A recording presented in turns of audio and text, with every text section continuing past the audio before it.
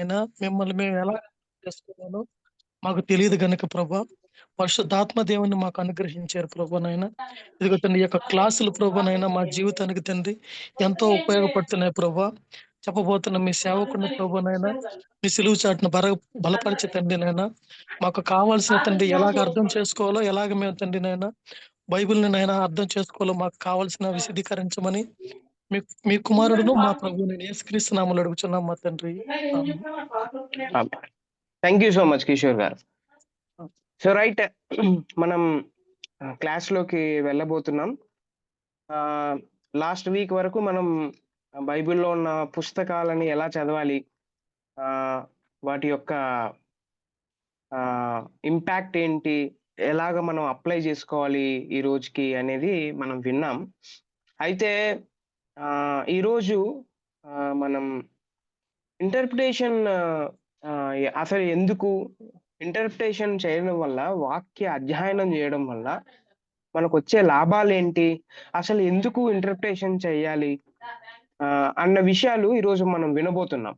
So ఈ class అయిపోయిన తర్వాత, అంటే ఈ రోజు క్లాస్ అయిపోయిన తర్వాత నెక్స్ట్ వీక్ నుంచి డాక్ట్రిన్స్ స్టార్ట్ అవబోతున్నాయి. సో ఈ రోజు class is very interlinked with the next coming classes అన్నమాట.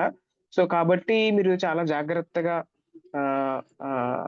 విని అర్థం చేసుకుంటారని వేదాంత పాఠశాల కోరుతా ఉంది. థ్యాంక్ యూ సో మచ్, అందరూ జాయిన్ అయ్యారు. అలాగే జూమ్ సబ్స్క్రిప్షన్ కోసం ప్రార్థన చేసిన దాన్ని బట్టి సో మీ అందరికీ కూడా థ్యాంక్ యూ చెప్తున్నాను.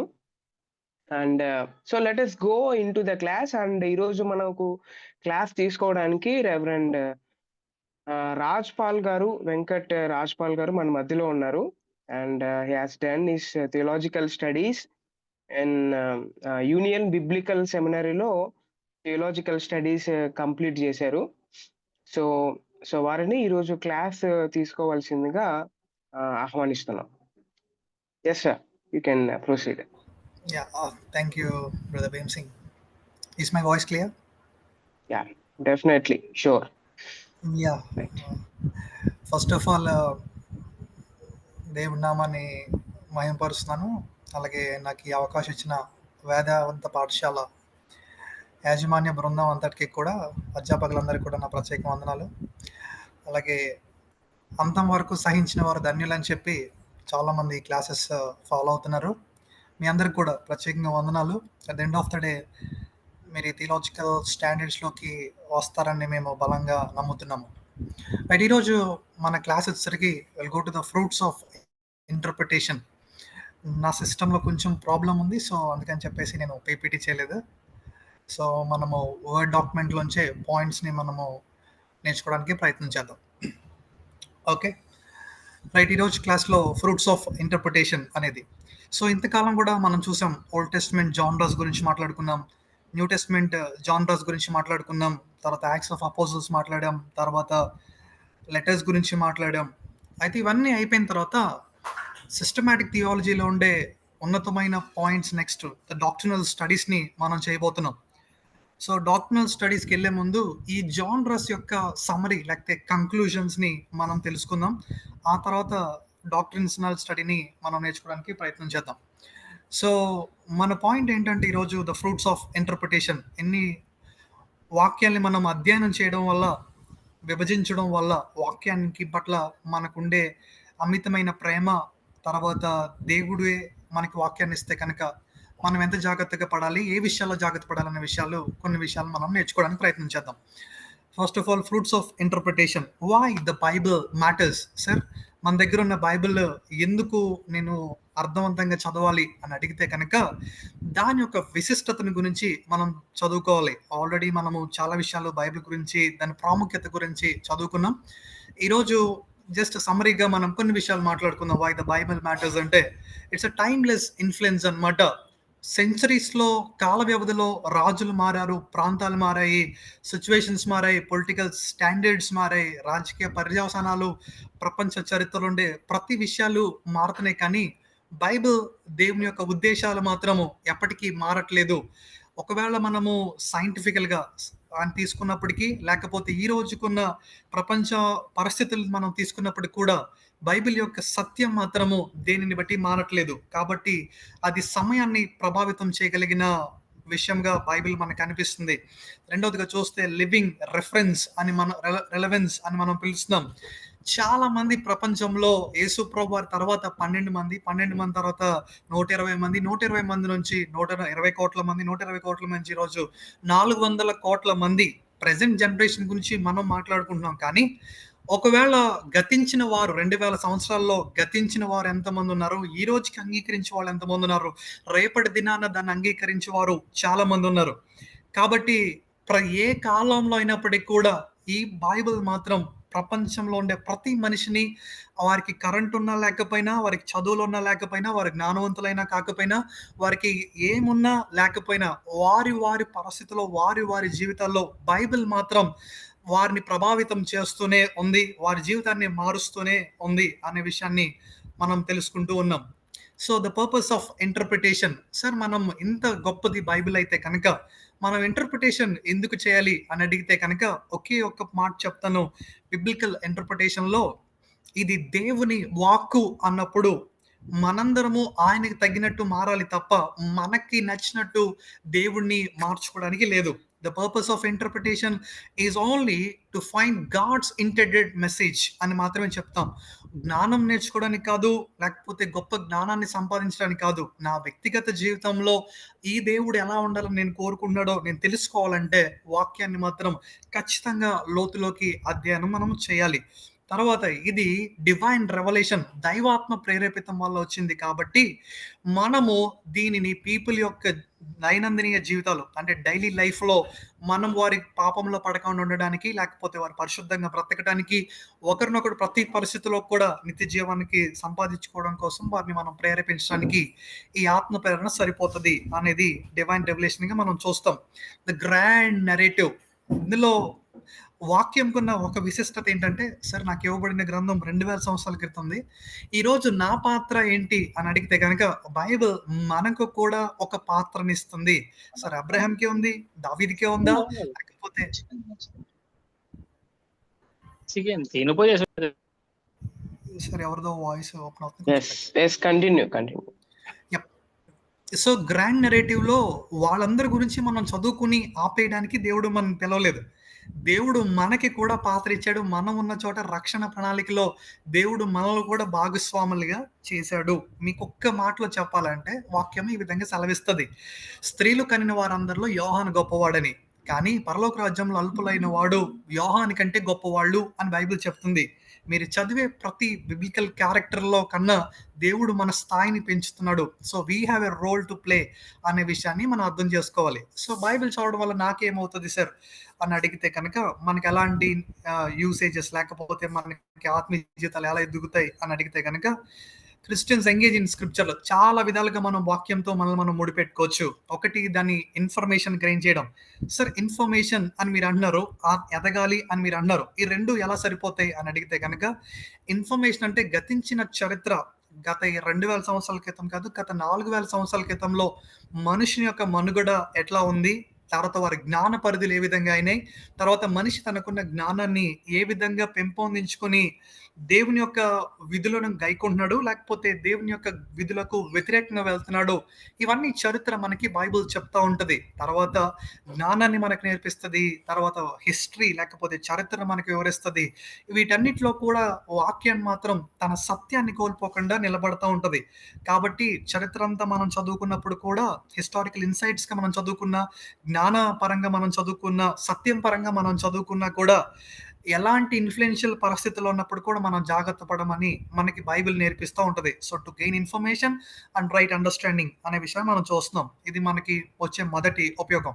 రెండోది, to motivate and enrich worship అన్నాం. సరే, ఇవి నాకు వచ్చే అండర్స్టాండింగ్, నాకు దేవుడు అర్థమవుతున్నాడు అనుకుందాం. ఏ విధంగా అర్థమవుతాడు అంటే కనుక, మనం రోజు మన లైఫ్లో మనం పాటలు పాడుతూ ఉంటాం. సార్ సరదాగా పాడట్లేదు పాటలు, అర్థవంతంగా పాడుతున్నాము.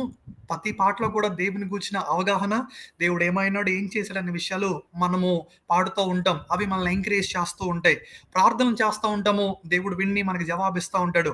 డివోషన్ మనం చేస్తూ ఉంటాం, భక్తిని మనం ప్రదర్శిస్తూ ఉంటాము. దేవుడు మనకు భక్తికి మెచ్చి తన ప్రస్తుతను మనకి ఇస్తూ ఉంటాడు. సో బైబిల్ చదివినప్పుడు మాత్రమే నాకు ఇలా చేయాలి అన్న ఆలోచన మనకి కలుగుతూ ఉంటుంది. సో బైబిల్ నన్ను ప్రేరేపిస్తూ ఉంటుంది ఆరాధన చేయడానికి. మూడవది, టు కన్స్ట్రక్ట్ ద లిటర్జీ అని మనం అంటాం. లిటర్జీ అంటే ఒక ఫార్ములేటెడ్ స్ట్రక్చర్ని మనము లిటర్జీ అంటాం.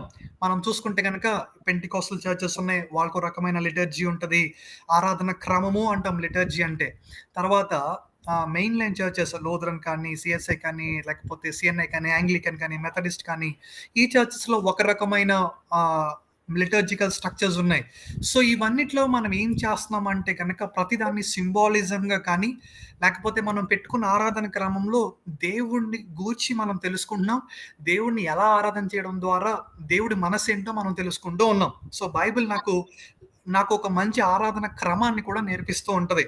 నాలుగవదిగా చూస్తే ఫార్ములేట్ థియాలజీ అంటే అసలు నేను ఏం నమ్ముతున్నాను, నేను ఎందుకు నమ్మాలి అనే విషయాలు. థియాలజీ అన్నప్పుడు అది సపరేట్ సబ్జెక్ట్ కాదు, దేవుని గూర్చిన లోతైన అన్వేషణ. థియాస్ అంటే దేవుడు, లోగోస్ అంటే స్టడీ మాత్రమే. సార్ బైబిల్ వేరు, దేవుడు వేరు, బైబిల్ కాలేజ్ వేరు కాదు. బైబిల్ కాలేజ్లో బైబిల్ గురించే చదువుతాం కాబట్టి దేవుడు వేరు, బైబిల్ వేరే కాదు. వాక్యమే దేవుడై ఉండెను అని చెప్తున్నాడు. సార్ నాకు దేవుడు కావాలి, బైబిల్ కాలేజ్ అక్కర్లేదు అని ఎవరైనా అంటే కనుక ఒక మాట చెప్తున్నాను, దేవుడు వేరు కాదు, బైబిల్ కాలేజ్ వేరు కాదు. ఈ రెండు ఒకటే, వాక్యము దేవుడై ఉండెను. కాబట్టి నాకు దేవుణ్ణి గూర్చిన స్పష్టత, నేను ఎందుకు నమ్ముతున్నాను అనేది ప్రతి ఒక్కళ్ళు తెలుసుకోవడానికి మొదలు పెడతారు. తర్వాత టు ప్రీచ్, నేర్చుకున్న సత్యాన్ని ప్రపంచానికి చెప్పడానికి ఉపయోగపడుతుంది బైబిల్. తర్వాత టు టీచ్, ఎదుటోడికి విశ్వాసానికి. తర్వాత మోరల్ స్టాండ్, నైతిక విలువలు చెప్పడానికి, ఆత్మీయ జీవిత ఎదుగుదల కూడా మనకి ఉపయోగపడుతూ ఉంటుంది. Sir the primary source of Christian faith గురించి మనం మాట్లాడితే కనుక ఈ ప్రపంచం అంతట్లో కూడా ఈ భారతదేశంలో ఈ టైంలో నేను క్రైస్తవుడిగా ఎందుకున్నానంటే దేవునికున్న ప్రణాళికలు నెరవేరుతాయి. సో దేవుని ప్రణాళికలో మనం ఉన్నాం కాబట్టి, ఆయన మిషన్లో మనం ఉన్నాం కాబట్టి ఈ వాక్యము నన్ను క్రైస్తవ విశ్వాసినిగా మార్చింది, నన్ను ముందుకు నడిపిస్తుంది. ఏ స్పెషల్ రెవల్యూషన్ అని మనం అంటాం. అయితే కొంతమందికి దేవుడు స్పెషల్ రెవల్యూషన్ ఇస్తాడు, దాంట్లో ఎటువంటి డౌట్ లేదు. కానీ స్పెషల్ రెవల్యూషన్ ఇచ్చిన ప్రతి ఒక్కరూ కూడా వాక్యం దగ్గరికి వచ్చి వారికి ఉన్న రెవల్యూషన్ని మనం ప్రత్యక్షతని మనం సరిచూసుకుంటూ ఉండాలి. కానీ దేవుడు రెవల్యూషన్ ఇస్తాడని నాకు చెప్పేది కూడా వాక్యమే కాబట్టి ఈ బైబిల్లోంచి ఆ సత్యాన్ని కూడా నేను తెలుసుకుంటూ ఉంటానన్నమాట. సో బైబిల్ అంతట్లో కూడా మనం చూస్తే ఓవరాల్గా ఏం మాట్లాడుతుంది అని అడిగితే కనుక మనకి ప్రపంచ చరిత్రలో మొదట ఆదాం నుంచి, తర్వాత ఇజ్రాయెల్ గురించి, తర్వాత యేసు ప్రభువారి life and teachings of Jesus Christ, Yesu ప్రభువారి బోధల గురించి మనకి బైబిల్ చెప్తుంది. ఆదిమ సంఘము ఎలా పెరిగిందనే విషయాలు మనకు చెప్తుంది. తర్వాత యేసు ప్రభువారి తర్వాత సంఘాల్లో పేతురు గారు, పౌలు గారు ముఖ్య నాయకులు, తర్వాత ఆదిమ అపోస్తులు ఎలా అయితే పరిచర్య చేశారో, వాళ్ళకి మనకి ఏం చెప్పారో, ఈ విషయాలన్నీ కూడా మనకి బైబిల్ కవర్ చేసుకుంటూ వస్తుంది. సార్ ఇవన్నీ నేను ఎందుకు చదవాలి అని అడిగితే కనుక to learn about who God is. Sir వాక్యం చదివితే మాత్రమే దేవుడు ఎవరో నాకు అర్థమవుతుంది. వాట్ గాడ్ హ్యాస్ డన్, ఆయన ఏం చేశాడో నాకు అర్థమవుతుంది. What God wants from humans, అసలు దేవుడు నా నుంచి ఏం కోరుకుంటున్నాడో. సార్ తర్వాత హ్యూమన్స్ రిలేషన్షిప్ విత్ గాడ్, మనము దేవునితో ఎలాంటి సంబంధాన్ని కలిగి ఉండాలి అని చెప్పి నేను కొన్నిసార్లు చూస్తూ ఉంటాను. ఒకవేళ ఈ 4 విషయాలు ఒక్కటనే సూచిస్తుంది. అదేంటంటే దేవుడు ఏమై ఉన్నాడు, దేవుడు ఏం చేశాడు, దేవుడు మనుషులకు ఎందుకు కావాలి, తర్వాత మనుషులు ఏ విధంగా దేవునితో రిలేషన్షిప్ లేకపోతే సహవాసాన్ని కొనసాగించాలి అన్నప్పుడు మనిషికి దేవుడికి ఉన్న ప్రేమ అవినాభావ సంబంధాన్ని గురించి మాట్లాడుతుంది. ఈ సంబంధాలన్నిట్లో కూడా దేవుడిది మాత్రమే పై చేయి. ఎందుకంటే మనుషులు అల్పులు, దేవుడు ఉన్నతుడు, మానవుడు పరిమితుడు, దేవుడు అనంతుడు. కాబట్టి దేవుడు ఏమైనాడో మనిషి తెలుసుకోవాల్సిన పరిస్థితి ఉందని తప్ప తనం ఎంత గొప్పోడో దేవునికి చెప్పాల్సిన అవసరము మనిషికి ఎప్పుడు లేదు. మనిషి ఎంత అల్పుడో తెలుసుకోవాలి, మనిషి దేవుడికి ఎంత దూరంగా ఉన్నో మనిషి తెలుసుకోవాలి, మనిషి ఎంత వీక్ పర్సనాలిటీ తెలుసుకోవాలి. మనిషిని దేవుడు సృష్టించాడు కాబట్టి మనిషి లోపట్టమే ఇక్కడ ఉన్న పాయింట్. కానీ మనిషి తాను సృష్టించుకోకూడదు దేవుడిని. తాను సృష్టించుకున్న దేవుడు ఉన్నప్పుడు తనకిష్టమైనట్టు, తనకు నచ్చినట్టు మలుచుకుంటూ ఉంటాడు. Thought is the biggest problem. ఒకవేళ మనం భక్తి చేసేటప్పుడు ఏ గ్రంథాన్ని, దైవ గ్రంథాన్ని మనం చదవనప్పుడు మనము సొంత దేవుడిని కడుతూ ఉంటాం. సొంత భక్తిని చేస్తాం. సొంత ఆరాధన మనం చేస్తూ ఉంటాం. Thought is the biggest problem. At the end of the day నువ్వు ఆరాధించేసే దేవుడు ఈ బైబిల్‌లో దేవుడు అవడు. నువ్వు ఊహించుకున్న ఎ సెల్ఫ్ మేడ్ గాడ్ అవుతూ ఉంటాడు. నీకు ఇష్టమైనట్టు నువ్వు చేస్తూ ఉంటావు. కానీ బైబిల్ చెప్తుంది మాట, నా నా మాటలు మీరు అంగీకరించాలి. నా మాటలు మీరు వినాలి. నేను చెప్పిన ఆజ్ఞలు, నా విధులు మీరు గైకొనాలి. At the end of the day నా అని దేవుడు మాత్రమే చెప్పగలడు. తన మహిమ కోసం మాత్రమే మనిషి నిలబడగలని మనల్ని సృష్టించిన వాడు, మన పైన ఉన్నవాడు మనకి చెప్తున్నాడు. కాబట్టి మనం ఆయనకి ఇష్టమైనట్టు లోబడాలి తప్ప మనకిష్టమైనట్టు ఆయన మార్చుకోవడానికి అవకాశము లేనే లేదు. ఒకవేళ ఇవేమీ చేయకుండా నేను భక్తిని చేస్తే కనుక I will become one day ఏమవుతానంటే నేను గర్వించిన వాడిని అవుతాను. నేను ఊహించుకుని ఒక దేవుని సృష్టించిన వాడిని అవుతాను. నేనే దేవుడిగా మారే స్థాయికి వస్తది. నాకెవరు నచ్చనప్పుడు నేనే దేవుడిని అవుతాను. ఈరోజు ప్రపంచంలో మనిషిని చూస్తే తామే దేవుళ్ళుగా పరిగణించబడుతున్న అల్పులైన మనుషులు తాము దైవత్వములుగా ప్రకటించుకుంటున్న వారిని మనం చూస్తున్నాం. కాబట్టి ఈ ప్రాబ్లమ్స్ అన్నీ ఉంటాయి. కాబట్టి సెల్ఫ్ థియాలజీస్ ఎప్పుడు మనం వేయకూడదు. కాబట్టి వాక్యాన్ని చదవడం ద్వారా మనం హంబుల్‌గా దేవుడేమాడానో ఖచ్చితంగా నేర్చుకుంటాం. సార్ దేవుని గురించి నేర్చుకోవడానికి వాక్యం ఉంది కదా! నేను చదివితే సరిపోద్ది కదా అనుకోవచ్చు. అయితే హెర్మెనోటికల్ ప్రిన్సిపల్స్ మనం ఎందుకు అప్లై చేయాలి? ఈ బైబిల్ కాలేజ్ మీరు ఎందుకు పెడుతున్నారు? ఆదివారం మమ్మల్ని ఎందుకు ప్రేరేపిస్తున్నారు అని అడిగితే కనుక కొన్ని విషయాలు మీకు ఆల్రెడీ చెప్పి నేను గుర్తు చేస్తూ ఉండను. Accurate interpretation is essential for proper understanding. దేవునికి నాకు మధ్య ఉన్న గ్యాప్ 2000 సంవత్సరాలు. తర్వాత ఇంకా ఓల్డ్ టెస్ట్‌మెంట్ తీసుకుంటే 4000 సంవత్సరాలు. భాష ప్రాంతం గాని ప్రాంతంలో వారు మాట్లాడుకుంటూ వచ్చారు. కాబట్టి ప్రాపర్ హెర్మెనోటికల్ ప్రిన్సిపల్స్ వాడాలి. ఒకవేళ ఈ టైంలో యేసుప్రభువారు వచ్చి ఇప్పుడు మన మధ్యలో ఉంటే కనుక నాకు ఇన్ని హెర్మెనోటికల్ ప్రిన్సిపల్స్, ఇన్ని బైబిల్ కాలేజ్ థియాలజీస్ నాకు అక్కర్లేదు. మనము గ్యాప్‌లో ఉన్నాం కాబట్టి ఆ గ్యాప్‌ని ఫుల్‌ఫిల్ చేయడానికి నాకు ఒక మంచి స్టడీ, డెడికేటెడ్ స్టడీ అవసరమైంది. రెండవది, సార్ నేను ప్రాపర్‌గా అర్థం చేసుకోలేదు. కానీ నేను బైబిల్ చదివి అర్థం చేసుకుంటున్నాను అన్నప్పుడు, sir when there is improper study you will be misled. When there is no proper understanding you will be having an improper understanding. సత్యము ఎక్కడైతే మనము సరిగ్గా అర్థం చేసుకోలేకపోతున్నామో అక్కడ మిగిలేదంతా కూడా అసత్యమే. Thought is the key point. Sir నేను సత్యంలో లేనని మనం చెప్తున్నాం. నాకు ప్రాపర్‌గా అర్థం కావట్లేదు. అయితే నేను అర్థం చేసుకుంది ప్రాపర్ కాదు అని నాకు తెలిసినప్పుడు నాకు అర్థమైన ఒక విషయం ఏంటంటే, నేను ఇంప్రాపర్‌గా ఉన్నాను. నేను సత్య అవగాహనలో లేను. సత్యం నాకు తెలీదంటే నేను ఉన్నదంతా కూడా అబద్ధమే. దాంట్లో ఎటువంటి డౌట్ లేదు. సో, ప్రాపర్‌గా నేను తెలుసుకోకపోతే నేను మిస్‌అండర్‌స్టాండ్ చేసుకుంటాను. సార్ నేను అర్థం చేసుకోవడానికి నాకు ప్రాపర్‌గా గైడ్ చేసేవాళ్ళు, ప్రాపర్ హెర్మెనోటికల్ ప్రిన్సిపల్స్ నాకు తెలియకపోతే, వాక్యాన్ని విభజించే క్రమాలు నాకు తెలియకపోతే నేను మిస్‌లీడ్ అవుతాను. మిస్‌లీడ్ అయినప్పుడు నేను దాన్ని అర్థం చేసుకుంటాను. నేను తప్పుగా అర్థం చేసుకుంటాను. తప్పుగా అర్థం చేసుకున్నదాన్ని తప్పుగానే నేను నేర్చుకుంటాను. తప్పుగానే నేను జీవిస్తాను. తప్పుగా నేర్పిస్తాను. At the end of the day Bible చెప్తది మీరెవరో నాకు తెలీదు అని చెప్తాడు. ఎందుకంటే మీరు ఆరాధించిన దేవుడు నేను కోరుకున్నవాడు ఒకటి కాదు అని చెప్పే ఛాన్సెస్ ఎక్కువ ఉన్నాయి. కాబట్టి మనము సరిగా అర్థం చేసుకోవాలి. ఎందుకంటే ఇంకొకటి భాషా శైలి మన భాషలో లేదు. హిబ్రూ లాంగ్వేజెస్, గ్రీక్ లాంగ్వేజెస్‌లో ఉంది. అవి రెండోది పొయిటికల్ స్టైల్స్ గురించి మనం మాట్లాడాం జానరాస్‌లో.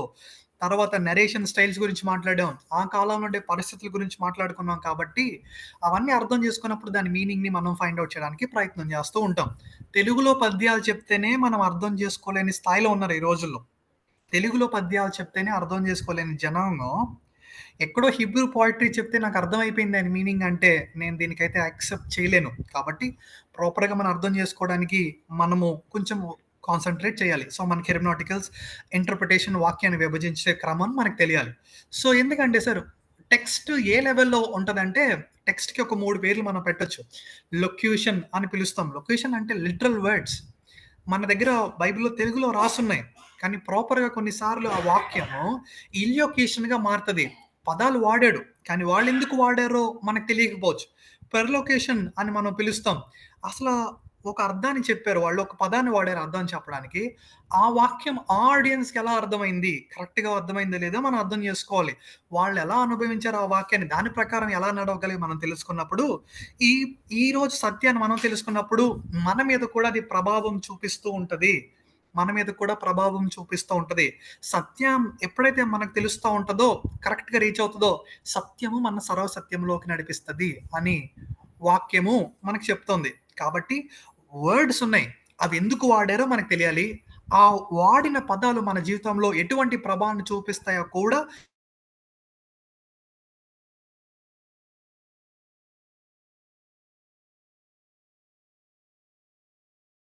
సత్యమైన పదాలు సత్యమైన ప్రభావం ఎఫెక్ట్స్ కాన్సిక్వెన్సెస్‌కి లేకపోతే పర్యవసానాలకి సమస్య కాదు. మొదటి శతాబ్దం నుంచి ఉన్న సమస్య.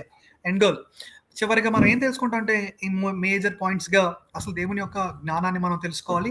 దేవుడే మనుషులతో మాట్లాడితే, ఒక భాషలో మాట్లాడితే కనీసం ఆ భాషని మనం నేర్చుకోవడానికి ప్రయత్నం చేసి, దేవుడు మనకి ఆ భాషలో ఇచ్చినప్పుడు కనీసం మన కొంత సమయాన్ని హెచ్చించి సత్యాన్ని కనీసం అన్వేషణ చేసి మన భాషలో ఆ సత్యాన్ని ప్రజలకి తెలియచేయాలి. సార్ బైబిల్ ఇంకేం చేస్తది అని అడిగితే కనుక ద మేజర్ పాయింట్స్‌గా బైబిల్ మనకి వర్షిప్‌ని ఎన్రిచెస్ చేస్తది అనే విషయాన్ని మనం మాట్లాడుకోవాలి.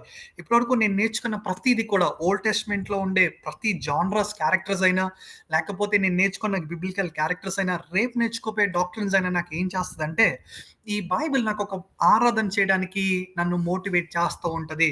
సార్ ఆరాధనలో ఏ విషయాలుంటాయి? అసలు ఎలా ఆరాధన అనే విషయాల్లో మనం కొన్ని విషయాలు మాట్లాడుకుందాం. ఒకటి బైబిల్ మనకి ఆరాధనని మనకి నేర్పిస్తూ ఉంటది. ఎలా అంటే, దేవుడు బైబిల్‌లో తన క్యారెక్టర్‌ని రివీల్ చేసుకుంటూ ఉంటాడు. తర్వాత తన క్రియల ద్వారా తన క్యారెక్టర్‌ని రివీల్ చేసుకుంటాడు. ఆయన చిత్తాన్ని మనకు చెప్తా ఉంటాడు. నువ్వు ఇలా ఉండాలి. నేను నీకు చెప్పినప్పుడు నువ్వు ఇలా లోబడాలని దేవుడు నన్ను ప్రేరేపిస్తూ ఉంటాడు. నేను వాక్యం ద్వారా ఆరాధనకు వెళ్తాను. అసలు ఆరాధన అంటే ఒక పాటలు పాడడం అనే కాదు. దేవునికి రెవరెన్స్ చూపియడం. Worship is always obedience. ఇంకా పచ్చిగా చెప్పుకోవాలంటే బైబిల్‌లో మొట్టమొదటిసారి ఆరాధన అనే పదం మనం చూస్తే ఆదికాండం 22వ అధ్యాయంలో మనకు కనిపిస్తూ ఉంటది. ఎలాంటిదంటే అక్కడ అబ్రహాము తన పిల్లవాడిని తీసుకొని బలి ఇవ్వడానికి వెళ్తున్నప్పుడు, నేను ఈ చిన్నవాడు వెళ్లి దేవునికి మ్రొక్కి అనే పదాన్ని వాడతాడు. యాక్చువల్లీ మ్రొక్కి అనే పదంలో ఒరిజినల్ హిబ్రూ వర్డ్. అక్కడ ఆరాధన అనే పదం ఉంటది. లిటరల్‌గా ఒరిజినల్‌గా ట్రాన్స్‌లేట్ చేయాలంటే అక్కడ ఈ తెలుగులో ఆరాధన చేసి వస్తాం. ఒక కొండ మీద ఒక 113 ఏళ్ల వయసున్న ఒక వ్యక్తి ముసలాయన, ఒక చిన్న పిల్లోడు 13 ఏళ్ల ఉన్న వయసి. సో, అక్కడ ఒక మంచి ఎండాకాలంలో లేకపోతే కొండ మీద ఎవరు లేని చోట అక్కడ ఒకే ఒక విషయం కనిపిస్తుంది. అదేంటో తెలుసా? No music, nothing. అక్కడ దేవుడు చెప్పిన ఒక కమాండ్ ఉంది. విల్‌ఫుల్‌గా దేవుడిని ఆరాధన చేయడానికి ఒక మనసుంది. సో, ఆరాధన అనేది it's a response to God's will.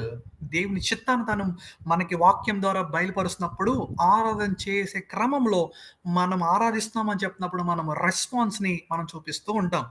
So, దేవుడు వర్షిప్‌లో తన్ను తాను మనకి బయలుపరుచుకుంటూ ఉంటాడు. సార్ ద బిగ్గెస్ట్ వర్షిప్‌లో దేవుడు మనకి బయలుపరిచిన గొప్ప విషయం ఏంటంటే, ఈ ప్రపంచ చరిత్రలో దేవుడు భూమి మీదకి దిగి రావడం. God self revelation. దేవుడు మనిషిగా భూమి మీదకి ఇన్కార్నేట్ అవ్వడమే ఈ ప్రపంచంలో జరిగిన the greatest revelation. The greatest act of worship is దేవుడు తండ్రికి లోబడి భూమి మీదకి వచ్చి ఆయన మన మధ్యలో సంచరించడమే the greatest worship ever done on the face of the earth. భూమి మీద జరిగిన గొప్ప ఆరాధన, ఒబీడియన్స్ యేసు ప్రభులో మనకు అనిపిస్తూ ఉంటది. అయితే రేబర్న్ అని ఆయన ఆరాధన చేయడానికి ఈయన ఒక డెఫినేషన్ ఇచ్చాడు. Worship is believers spirit empowered response to God's fullness and redemptive acts in Christ. దేవుడు ఏదైతే భూమి మీదకి వచ్చి తను తాను బయలుపరుచుకున్నప్పుడు ఆత్మను మనకిస్తున్నాడో, ఆత్మను పొందుకున్న మనం కూడా దేవునికి లోబడే తత్వం ఉంటది చూడండి. ఆ తత్వములో నేను మహిమపరచబడను. దేవుడు నన్ను ఎలా కోరుకుంటున్నాడో అలా నేను లోబడతానని చెప్పి నీ కోసం నేను ఇది చేస్తున్నానని హంబుల్ సబ్మిషన్, లోబడటము. దేవుడికి నేను ఎందుకు లోబడతానంటే నిన్ను మహింపరచడం కోసం మాత్రమే అని దేవుడికి మనం చెప్పే స్థాయి ఉంటుంది చూడండి. దానిని వర్షిప్ అని రేబర్న్ అని ఆయన చెప్తా ఉంటాడు. మూడవదిగా చూస్తే ఎమోషనల్ అండ్ స్పిరిచువల్ ఇంపాక్ట్. ఆరాధనలో ఇలా ఉంటదన్నమాట. మనం ఆరాధన చేసేటప్పుడు మన ఎమోషన్స్ అన్నీ కూడా దేవుడికి కనెక్ట్ అయిపోతూ ఉంటాయి. దేవుడు అర్థమయ్యే కొద్దీ మనము ఎలాంటి పరిస్థితిలో ఉన్నా సరే, దేవుడిని నేను ఆరాధన చేస్తాను. ఆరాధన చేస్తున్న ప్రతిసారి కూడా దేవుడు తన్ను తాను ప్రత్యక్షపరుచుకునే పరిస్థితిలో నేను నడిపించబడుతూ ఉంటాను. అది గాఢాంధకారమైన, తర్వాత పచ్చిక బయళ్ళైనా సరే, ప్రశాంతంగా ఉండే నదిలో మధ్యలో సమూహంలో అయినా సరే, రాజరికమైనా సరే, నేను ఆయన ఆరాధన చేస్తాను. ఆయన నన్ను మహిమపరుస్తాడు. నేను ఆయన మహిమపరుస్తాను. ఆయన నన్ను నడిపిస్తాడు. బిలీవర్స్‌ని ఎప్పుడు కూడా దేవుని వైపుకి ఈ ఎమోషనల్‌గా నడిపిస్తూ ఉంటది. తర్వాత మనం సామ్స్ అన్ని చదువుకుంటే ఎన్ని కీర్తనలు మనం చదువుకున్నప్పటికీ కూడా కీర్తన అంటే నేను ఒక్క మాటే చెప్పాలనుకుంటాను. టెహిలీం అని హీబ్రూలో పిలుస్తాం. The psalms are only meant for worship అని పిలుస్తాం. ఎన్ని కీర్తనలు ఉన్నప్పటికి కూడా ప్రభా నీది ఇలా బాగుంటది, నేను ఇలా రాస్తాను అని చెప్పి సరదాగా కూర్చొని రాసినవి కాదు. వాళ్ళ జీవితంలో జరిగిన ఎక్స్ప్రెషన్స్, వారి జీవితంలో వెళ్ళిన గాఢాంధకారాలు, వారి జీవితంలో కనిపించే టెన్షన్స్, ఇవన్నీ కూడా వారి జీవితంలో దేవుడు తను తాను బయలుపరుచుకున్నప్పుడు, వారందరూ దేవుడికి లోబడినప్పుడు అవి రాస్తే, ఆ ఎక్స్ప్రెషన్స్ రాస్తే మనం ఈరోజు ఆరాధనగా ఆ కీర్తనలన్నిటిని కూడా మనము చదువుతూ ఉన్నాం. అందుకే మనం ఎక్సార్టేషన్స్‌కి ఎప్పుడు కూడా వర్షిప్ సాంగ్స్ అనే మనం తీసుకుంటూ ఉంటాం. అవి పాటలుగా మారుతున్నాయి వారి అనుభవాలు. మనం కూడా అవి చేస్తూ ఉండాలి. తర్వాత ఎగ్జాంపుల్స్‌ని గనక మనం తీసుకుంటే గనక 19వ కీర్తన ఆకాశములు దేవుని మహిమను వివరిస్తున్నాయి. తర్వాత ఆయన మహిమను చూపిస్తా ఉంటాయి. ఆయన అందాన్ని చూపిస్తా ఉంటాయి. ఆయన భూమిని ఎంత ప్రొటెక్ట్ చేస్తాడో మనకు అర్థమవుతది. ఆయన విశ్వాసరితనిత. నాకు ఈ మాట అంటే చాలా ఇష్టం అన్నమాట. బైబిల్ చదువుతున్న ప్రతిసారి కూడా నేను ఈరోజు ఇలా ఉన్నానంటే ప్రతి సంవత్సరం మనం న్యూ ఇయర్‌ని సెలబ్రేట్ చేసుకుంటాం. మనందరికీ బాగా తెలుసు. న్యూ ఇయర్ సెలబ్రేషన్స్‌లో భూమి తన చుట్టూ తాను ఇలా తిరుగుతా ఉంటది. ఇలా తిరిగినప్పుడు మనకొక రొటేషన్ అంటాం 24 గంటలు. భూమి ఒకసారి సూర్యుడి చుట్టూ ఇలా తిరుగుతది. ఇలా తిరిగినప్పుడు 1 ఇయర్ అని మనం చెప్తున్నాం. భూమి సూర్యుడి చుట్టూ ఇలా తిరిగితే నేను హ్యాపీ న్యూ ఇయర్ అని ఎందుకు సెలబ్రేట్ చేసుకోవాలనే క్వెషన్ నాకు చాలా సార్లు వస్తది. ఆ రోజు నాకర్థమైన ఒక విషయం ఏంటంటే, నేను గొప్పోడినని కాదు. I am celebrating God's faithfulness in my life. New year నేను ఎందుకు చేసుకుంటున్నానంటే, దేవుని విశ్వాస్యతను నేను సెలబ్రేట్ చేసుకుంటున్నాను తప్ప, నా విశ్వాసతను నేను సెలబ్రేట్ చేసుకోవట్లేదు. I am celebrating God's faithfulness in life. దేవుడు ఎంత నమ్మదగినోడు. భూమి 1600 కిలోమీటర్స్ పర్ హార్‌తో తిరుగుతా ఉంటది. తాను తన కక్షలో ఇచ్చిన భూమిని ఎంత క్రమంగా ఆయన తిప్పుతున్నాడో మనకు అర్థమైనప్పుడు, దేవుని మహిమ ఏంటో మనకు అర్థమవుతూ ఉంటది. రైట్. ఈ స్క్రిప్చర్స్ మనల్ని ఏం చేస్తాయంటే ఈ వాక్యాలన్నీ కూడా ఇన్ని గొప్ప కార్యాలు చేస్తున్న ఈ దేవునికి నేను ఎంత తగ్గించుకొని నా పర్సనల్ జీవితంలో కానీ, నేనుంటున్న సమాజంలో కానీ ఈ దేవుని ఆరాధన చేయాలని మనల్ని ప్రేరేపిస్తూ ఉంటాయి. ఆదిమ సంఘంలో వర్షిప్ ఎలా జరిగింది అనే విషయాలు మాట్లాడుకుంటే, మనం న్యూ టెస్ట్‌మెంట్‌లో చూస్తాము. అది పాటల ద్వారా జరిగింది. తర్వాత మ్యూజిక్ ద్వారా జరిగింది. మనకు లూకాసువార్త 2వ అధ్యాయం చూసుకుంటే, hark the Herald, Angeles Singh, అక్కడ దూతలన్నీ కూడా వచ్చి సర్వ సమూహాలు పాడిని అనే విషయాలు మనకు తెలుస్తుంది. తర్వాత వాళ్ళ ఆరాధన ఎలా చేశారంటే గనక బైబిల్ టీచింగ్స్ ద్వారా, తర్వాత వాక్యాన్ని బోధించడం ద్వారా, తర్వాత గద్దించడం ద్వారా, ఒకళ్ళనొకడు ఆత్మ సంబంధమైన పాటలు హెచ్చరించడం ద్వారా ఇవన్నీ కూడా జరిగినాయి అనే విషయం మనకి అర్థమవుతుంది. బైబిల్ మనకు నేర్పిస్తూ ఉంది ఇవన్నీ కూడా. తర్వాత రోల్ ఆఫ్ మ్యూజిక్.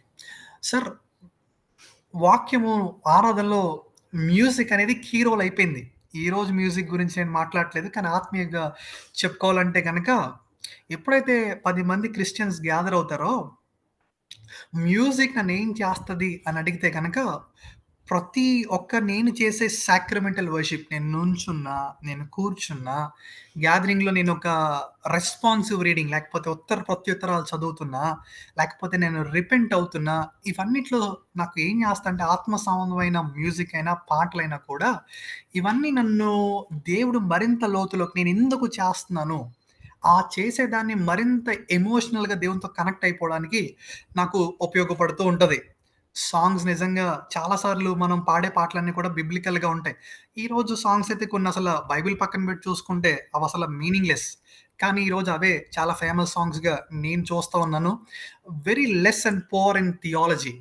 బైబిల్ పక్కన పెట్టి చూసుకుంటే అది దేవుని కోసం పాడుతున్నాడో, లేకపోతే తమ ప్రేయస్ కోసం పాడుతున్నారో కూడా నాకు తెలియకుండా పోతుంది. ఇది మనం అర్థం చేసుకోవాల్సిన విషయం. తర్వాత వర్షిప్ ఇన్స్పైర్డ్ బై స్క్రిప్చర్.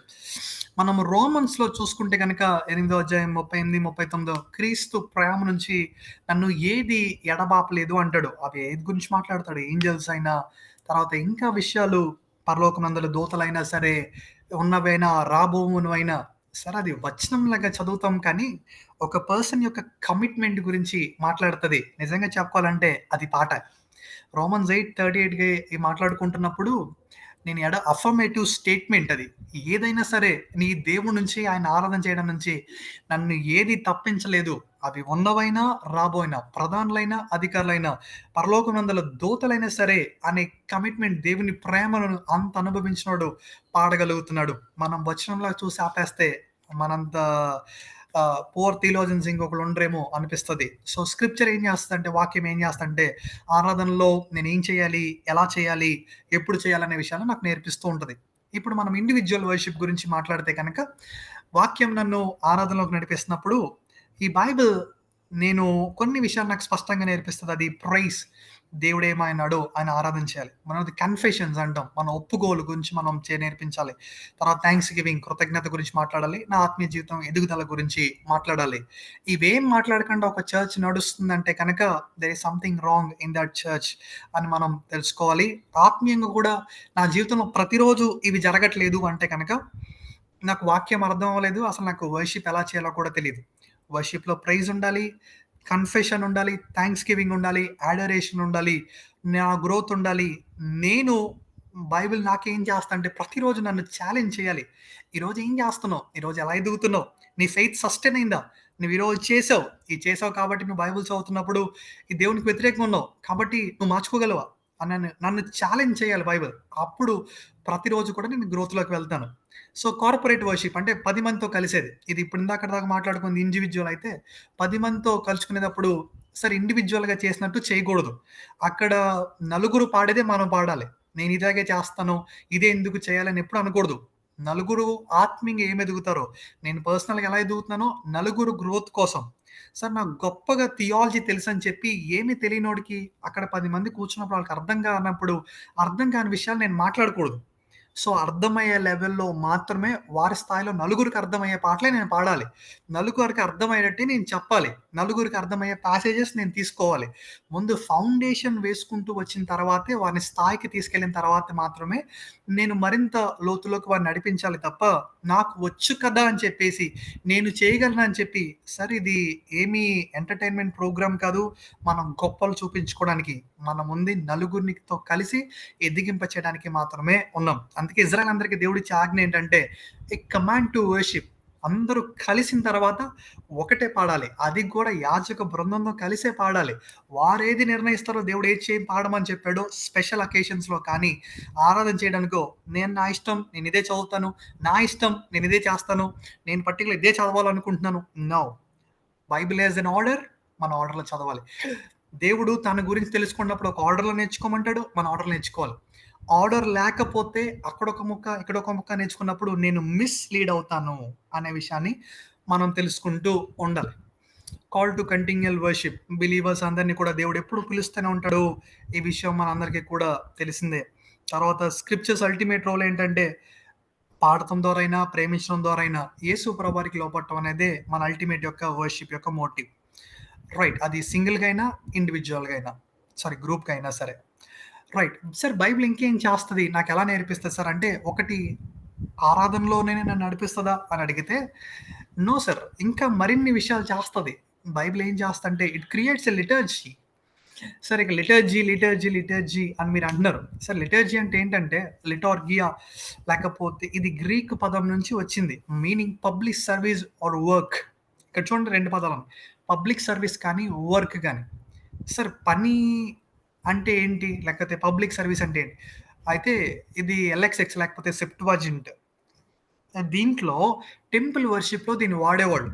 అంటే ఏంటంటే అప్పటికప్పుడు వచ్చి నేను ఆరాధన చేసేస్తాను. నాకు ఇప్పటికిప్పుడు దేవుడు ఇలా ప్రేరేపిస్తున్నాడు అంటే కుదరదు.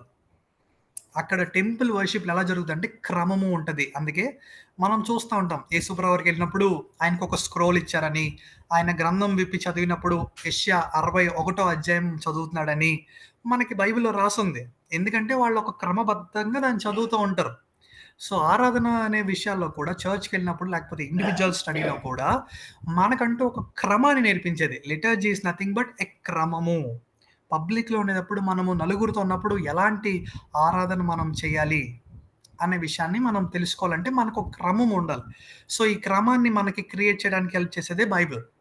సార్ మనం సీరియస్‌గా ఆలోచించినప్పుడు మనకేదైనా క్రమం ఉందా అని అడిగినప్పుడు క్రిస్టియన్ బేసిక్ ఎలిమెంట్స్ కొన్నుంటాయి. ఆ క్రమంలో ఏమేమి ఎలిమెంట్స్ ఉండాలనేది ఈ విధంగా ఉంటదనమాట. ట్రెడిషనల్ కావచ్చు, లేకపోతే అంటే పాత కాలంలో అవ్వచ్చు, ఇప్పటికైనా అవ్వచ్చు కూడా. మొట్టమొదటిగా ప్రేయర్స్ ఉంటాయి, పాటలుంటాయి, రెస్పాన్సివ్ రీడింగ్స్ ఉంటాయి, సామ్స్ ఉంటాయి, కీర్తనలుంటాయి. సాక్రిమెంట్స్. సరే సాక్రిమెంట్స్ అంటే ఏదో అనుకోవద్దు. బాప్తిజం కార్యక్రమాలు కానీ, లేకపోతే బల్లారాధన కార్యక్రమాలు కానీ, పరిశుద్ధపరచబడం కార్యక్రమాలు కానీ, నేమింగ్ సెరమనీస్ కానీ, ప్రజల్ని అభిషేకించటాలు కానీ, ఇవన్నీ కూడా సాక్రమెంట్స్‌లోకి వస్తాయి. సాక్రమెంట్ అంటే పరిశుద్ధంగా చేయబడే కార్యక్రమము అనే అర్థాన్ని మాత్రం, లేకపోతే ఆర్డినెన్స్ ప్రత్యేకపరచడము అనే మీనింగ్ మాత్రమే వస్తది. ఇవన్నీ కూడా స్క్రిప్చర్ నుంచి మాత్రమే డ్రా చేసుకుంటూ వస్తాం. తర్వాత examples of scripture in worship music. ఇవన్నీ మనకి వాక్యంలో సరే ఏ అధ్యాయంలో వర్షిప్స్ ఎక్కడెక్కడ ఉన్నాయి ఎగ్జాంపుల్స్ కనుక వాక్యం నుంచి తీసుకున్నప్పుడు వాళ్ళు ఎలా తీసుకున్నారు ఆరాధన అని అడిగితే కనుక ఈ వచనాలు బేసిక్గా పాటల్ని కానీ ఈ వచనాలు మనకు కనిపిస్తూ ఉంటాయి. లోకస్వాత ఇందాక చెప్పిన 2వ అధ్యాయంలో కానీ, లెమెంటేషన్స్ గ్రేట్ ఇస్ దై ఫెయిత్ఫుల్నెస్, నీ వాక్యం ఎంతో విశ్వాసత కలిగినది ప్రభువా, నువ్వు గొప్పోడివి అని పాడేది, నువ్వెంతో నమ్మకమైన వాడివని. ఇవన్నీ ఇంగ్లీష్ సాంగ్స్ యాక్చువల్లీ నేను తీసుకుంది. తిమోతిలో కూడా ఈ వాక్యం ద్వారా ప్రేరేపించబడి ఈ పాట రాశారు. మనం కూడా చూస్తూ ఉంటాం మన ఆంధ్ర క్రైస్తవ కీర్తనలో కానీ, పాటల్లో కానీ, నాకేమి కొదువ నాదుడుండ అనే పాటలు కానీ, తర్వాత యెహోవా నాకు వెలుగ్గా ఉన్నాడని కానీ, దేవ సంస్తుతి చేయవే మనసాని కానీ, ఇవన్నీ మనము ట్రెడిషనల్‌గా వాక్యం నుంచి డైరెక్ట్‌గా తీసుకున్న పాటలనమాట. రైట్. సో, లిటర్జీలో ఏ పాటలుండాలన్నప్పుడు వాక్యం ద్వారా ప్రేరేపించబడిన పాటలుండాలని కూడా చెప్తా ఉంటాడు. తర్వాత సరే పాత కాలంలో ఆదిమ సంఘంలో ఎలా ఉంటది అంటే వాళ్ళకి కామన్ ప్రేయర్స్ ఉంటాయి. ఇప్పటికి కూడా యాంగ్లికన్ చర్చెస్‌లో కానీ, సీఎస్ఐ, సీఎన్ఐ లూథరన్స్‌లో కానీ వాళ్ళకొక బుక్ ఉంటది. ఆ బుక్‌లోంచి వాళ్ళ ఆరాధన క్రమాన్ని పాటిస్తూ ఉంటారు. కాథలిక్స్ కానీ, బ్రదరన్ అసెంబ్లీలో కానీ. సరే ఇవన్నీ చేయడము తప్పా? రైటా? అని అడిగితే కనుక తప్పు, రైట్ ఏముండదు కానీ అవన్నీ కూడా ఒక సిస్టమాటిక్‌గా చదివినప్పుడు ఆత్మ సంబంధంగా చేస్తే చాలా మేలైనయి. ఎందుకంటే కన్ఫెషన్స్ ఉంటాయి. దేవుడు ఏమైనాడో చెప్తాయి. మనం ఏం చేయాలో చెప్తాయి. ఇవన్నీ చెప్తా ఉంటాయి ఆ విషయాలన్నీ కూడా. సో, మనం లిటర్జీని ఎప్పుడూ కూడా చాలా ఆత్మ సంబంధంగా చూస్తే చాలా మంచిది అనే విషయాన్ని మనం గుర్తించాలి. Liturgy as an embodied worship.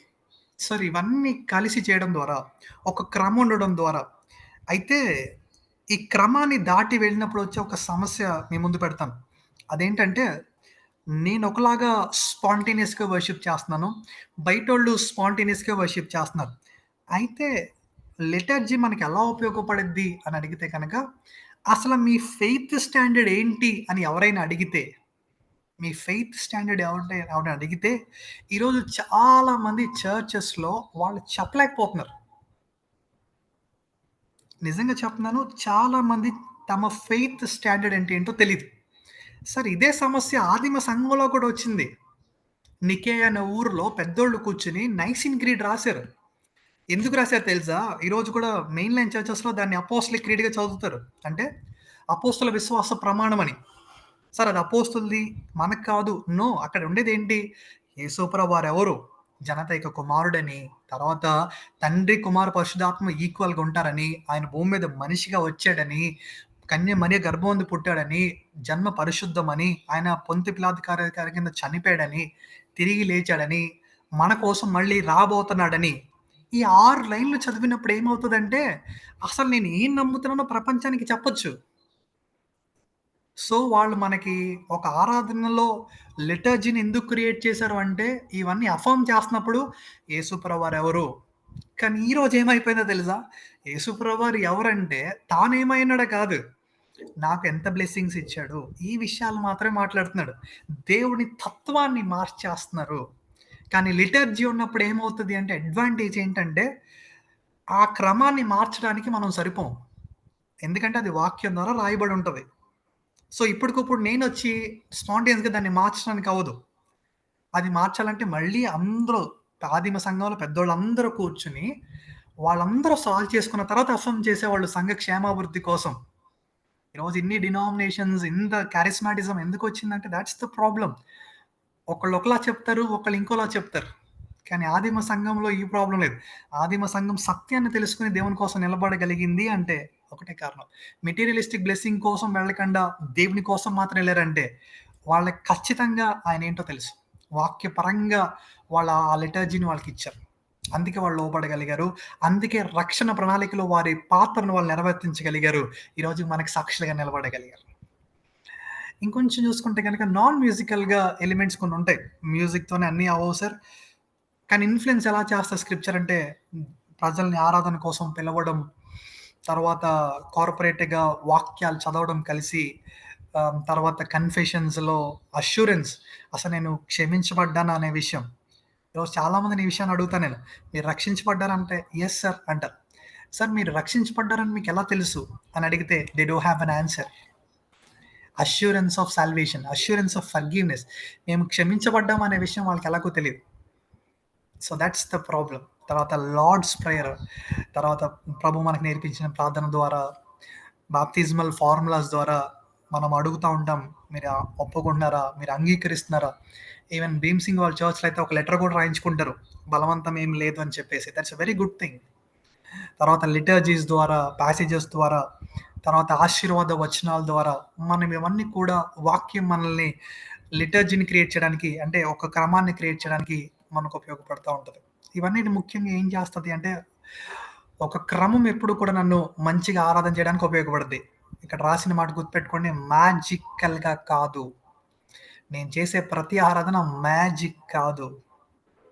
నేను చేసే ఎలా వింటున్నాను, ఏం చేస్తున్నాను, నేను ఎలా నిల్చుంటున్నాను, నేను చేతులు ఎందుకు తెస్తున్నాను, ఇవన్నీ కూడా నాకు ఆరాధనలో మ్యాజిక్స్ ఫామ్ అవడానికి కాదు, మీనింగ్ఫుల్గా వర్షిప్ని నడిపించడానికి మాత్రమే. రైట్. నెక్స్ట్ చూసుకుంటే role of leaders in liturgy. Worship లీడర్స్కి ఎప్పుడూ కూడా అసలు ముందు వాక్యం అర్థమై వాళ్ళు చేసే క్రమం అర్థమైన తర్వాతే ఆరాధన చేయాలి. ఈరోజు నేను చూసిన చాలామంది మ్యూజిషియన్స్ కానీ వాళ్ళకి బైబిల్ తెలియదు, వాళ్ళకి ఆరాధన తెలియదు, ఆరాధన అనే పదం తెలియదు, దానికి మీనింగ్ తెలియదు. కానీ మేము గొప్పగా ఆరాధన చేసేసాం, మేము గొప్పగా వర్షిప్ చేసామని చెప్తారు. సరే ఈరోజు మీరు వర్షిప్ చేశారు ఒక గంట సేపు, జనం అందరూ బాగా ఫీల్లోకి వెళ్ళారు, బాగుంది. కానీ పాటలు మీరు పాడిన దానికి అర్థం నాకు అర్థం కాలేదు, దాని మీనింగ్ ఎక్స్ప్లెయిన్ చేయగలరు అంటే ఎంతమంది ఎక్స్ప్లెయిన్ చేయగలరు వర్షిప్ లీడర్స్? వారి లైఫ్లో, మీ లైఫ్లో ఇది సెట్ అవ్వట్లేదన్నా, మీరు పాడేది ఒకలాగా మీ లైఫ్ ఒకలాగా ఉందంటే అసలు వాళ్ళ జీవితంలో క్రమం ఉందా? That's the problem. తర్వాత చూస్తే అండర్స్టాండింగ్, ఇవన్నీ ఎందుకు అర్థం చేసుకోవాలంటే మనలో ట్రాన్స్ఫర్మేషన్ క్రియేట్ అవ్వాలి. Bible shapes the theology. Next చూసుకుంటే కనుక ఇంకా బైబిల్ నాకు ఆరాధించడానికే కాదు, లిటర్జీకే కాదు, ఇంకా బైబిల్ నాకు ఎందుకు ఉపయోగపడదు సార్ బైబిల్ అని అడిగితే కనుక నాకు ఒక థియాలజీ నేర్పిస్తుంది. థియాలజీ అంటే దేవుని లోతులోకి దేవుడేమో ఆయన అర్థమయ్యేలా చేస్తుంది. సార్ థియాలజీ అన్నప్పుడు హ్యూమన్ ప్రతి ఒక్కరికి కూడా బిలీఫ్ సిస్టమ్స్ అని కొన్ని ఉంటాయి. అది విశ్వాసాలు అవ్వచ్చు, అన్ని జనులు అవ్వచ్చు, ఎవరినైనా అడగండి, వాళ్ళకి దేవుడి పట్ల ఒక అవగాహన ఉంటుంది. అది ఎందుకు వచ్చిందంటే వాళ్ళు పెరిగిన వాతావరణం అవ్వచ్చు, వాళ్ళు ఉండే ప్రాంతాలు అవ్వచ్చు, పరిస్థితులు ఏదైనా కావచ్చు. కానీ వాళ్ళందరికీ ఒక బిలీఫ్ సిస్టమ్స్ ఉంటాయి. వాళ్ళందరూ కూడా వాళ్ళ యొక్క దేవుడి గురించిన అవగాహన, వాళ్ళ ఆరాధన అవగాహన కానీ ఏదైనా సరే, వాళ్ళు పెద్దోళ్ళు వేసిన దాన్ని బట్టి అవ్వచ్చు, ప్రతి ఒక్కళ్ళు ఏదో ఒకటి నమ్ముతారు. ఈవెన్ దేవుడు లేడనే వాడికి కూడా ఒక బిలీఫ్ సిస్టమ్ ఉంది, వాళ్ళకు కూడా కొన్ని ఎక్స్ప్లెనేషన్స్ ఉన్నాయి. కానీ బైబిల్ ఏం చేస్తంటే నువ్వెందుకు ఆరాధన చేస్తున్నావో ఆ సిస్టమ్స్ అన్నిటినీ కూడా, అవన్నీ ఎందుకు అలా ఉన్నాయో మనకు నేర్పిస్తాయి. నువ్వెందుకు ఇలా ఉన్నావో కూడా నీకు బైబిల్ నేర్పిస్తుంది. నువ్వెందుకు ఇలా ఉన్నావో నీకు నేర్పిస్తుంది. నేను విశ్వాసిగా ఎందుకున్నానంటే బైబిల్ నాకు చెప్పాలి నేను ఎందుకు విశ్వాసినో. బయట వాళ్ళు ఎందుకు లేరంటే వాళ్ళు ఎందుకు లేరో కూడా నీకు బైబిల్ చెప్తుంది. తర్వాత Christian theology and the Bible. Christian థియాలజీలో ఎస్పెషల్గా ఒక దేవుని ఆరాధన, ఏకదేవుని ఆరాధన గురించి మనకు చెప్తా ఉంటాడు. ఇదే ఫౌండేషన్. సో థియాలజీ అంటే ఏంటి అని అడిగితే ఒక ఆయన అంటాడు, theology is a human endeavour expressing and organising beliefs about God. What is theology అంటే నాకున్న ఆలోచనలన్నీ, దేవుని గురించిన ఆలోచనలన్నీ ఒక క్రమబద్ధీకరణలో నేను పెట్టినప్పుడు ఆ దేవుని ఔన్నత్యాన్ని నేను అర్థం చేసుకోవడమే మనిషిగా థియాలజీ అంటాడు. Theology is a human Endeavour. It helps individuals and groups explain and articulate their faith. నేనేం నమ్ముతున్నాను, నేను ఎలా నమ్ముతున్నాను అనేది బైబిల్ నా థియాలజీని షేప్ చేస్తుంది. థియాలజీ ఇస్ అన్ యాంకర్, నా విశ్వాసం యొక్క దృఢత్వం. కొంతమంది ఉంటారు యేసు ప్రభుని దేవుడిగా నమ్ముతారు, కొంతకాలం ఉంటారు, వెళ్ళిపోతారు. ఎందుకంటే వాళ్ళ స్టెబిలిటీ అనేది లేదు, వాళ్ళకి ఫౌండేషన్స్ కరెక్ట్గా లేవు. అందుకే చూడండి, provide stability and clarity in the world of relativism. Relativism అంటే ఈ ప్రపంచంలో జరిగే ప్రతి పరిస్థితికి నాతో నేను పోల్చుకుంటున్నప్పుడు అది నాకు ఎలా రిలేట్ అవుతుంది అని నేను దాని సమకాలీన కాలంలో నేను పోల్చుకుంటున్నప్పుడు దేవుడు నాకు అవసరం లేదు అనే పరిస్థితిలోకి జనం వెళ్ళినప్పుడు దేవుని వదిలేశారు ప్రజలు. ఏజ్ ఆఫ్ ఎన్లైటన్మెంట్లో ఇదే జరిగింది. మేము జ్ఞానాన్ని పెంచుకున్నాం కాబట్టి మాకు దేవుడు అక్కర్లేదు. సో మేము చేయగలిగిన పనులకి మాకు దేవుడు అక్కర్లేదు. నేను విశ్వానికి అనుకుంటున్నాను, నేను శాటిలైట్ని పంపిస్తే నాకు అక్కర్లేదు. సో నేను ఛేదించాలనుకున్న ప్రతి విషయాన్ని నాతో రిలేట్ చేసుకున్నప్పుడు, నేను దాన్ని ఛేదించినప్పుడు నేనే నా స్థాయి పెంచేసుకుని దేవుడితో నాకు పని లేదు అనే పరిస్థితికి వెళ్తున్నారు. కానీ దేవుడితో నాకు ఎందుకు పని ఉంది, దేవుడికి నేను ఎందుకు కావాలి, నేను ఎందుకు తగ్గించుకోవాలి, ఎందుకు హంబుల్ చేసుకోవాలంటే వాక్యం చదివినప్పుడు నాకు దేవుడు అర్థమైనప్పుడు బైబిల్ నాకు ఒక స్టెబిలిటీని ఇస్తుంది. ఎలాంటి ఉడిదుడుకులు నాకు వచ్చినా నేను దాంట్లో తప్పిపోను. నాకున్న క్లారిటీకి ఎలాంటి సమస్య నా ముందుకు వచ్చినా నేను ఈ దేవుడిని విడిచిపెట్టను. రైట్. అందుకే ఈ థియాలజీ ఏం చేస్తుంటే దేవుని రక్షణ ప్రణాళికలో మన ఐడెంటిటీని కోల్పోకుండా చేస్తూ ఉంటుంది. బైబిల్ ఇంకేం చేస్తుంది అని అడిగితే కనుక థియాలజీలో defence against alternative world views. ఈ ప్రపంచంలో చాలా మంది చెప్పే విషయం ఏంటి తెలుసా? జ్ఞానమే దేవుడు, గ్నాస్టిసిజం. జ్ఞానమే దేవుడు, గ్నాసిస్ అంటే జ్ఞానము అంటాం. సైంటిసిజం, ఈ రోజుల్లో సైన్సే దేవుడు, there is no God greater than science అంటున్నారు. ఒక క్వశ్చన్ నా ముందుకి రీసెంట్గా వచ్చిన క్వశ్చన్ మీ ముందు పెడతాను. అదేంటంటే, అన్న మనిషికి పండె గుండె పెడుతున్నారు కదా, ఇప్పుడు మనిషికి పండె గుండె పెడితే ఆ మనిషి బతికితే మనిషి కాన్షియస్ ఉంటుందా, పంది కాన్షియస్ వస్తుందా అని అడిగారు. ఇది చాలా లాజికల్ క్వశ్చన్. ఎందుకంటే ఇలా అడుగుతారు, ఒకవేళ మనిషి తన కాన్షియస్ కోల్పోయి పంది కాన్షియస్లోకి వస్తే నీ పూర్ణ హృదయంతో, నీ పూర్ణ ఆత్మతో, నీ పూర్ణ వివేకంతో దేవుణ్ణి ఆరాధించని బైబిల్ చెప్తుంది కదా, ఆ వచనం ఏమవుతుందన్నా? నిన్ను కోల్పోయి నువ్వు పందిగా మారుతావు కదా, నీ కాన్షియస్ పంది కాన్షియస్ కదా, నీ హార్ట్ కాన్షియస్ కదా, నువ్వేమైపోయావు అనే క్వశ్చన్ వస్తుంది గ్నాస్టిసిజంలో కానీ సైంటిసిజంలో కానీ. సో ఇలాంటి క్లిష్టమైన క్వశ్చన్స్ మన ముందు పెడుతున్నప్పుడు మనము ఏం నమ్ముతున్నాం, ఎందుకు నమ్ముతున్నాం, మన స్టాండర్డ్స్ ఏంటి తెలియాలి అంటే కనుక నాకు థియాలజీ అంటే వాక్యాన్ని గురించి లోతైన అవగాహన నాకు తెలియాలి. అప్పుడు నేను వారికి సమాధానం చెప్పేవాడు. మై ఫ్రెండ్స్, మేము ఇంత కష్టపడేది, నా ఫ్రెండ్స్ అందరూ ప్రతి వారం కూడా ఎంతో కష్టపడి మీ ముందు పెట్టే సబ్జెక్ట్ ఎందుకో తెలుసా? సరే, ఈ ప్రపంచంలో చాలా మందికి క్వశ్చన్స్ ఉన్నాయి.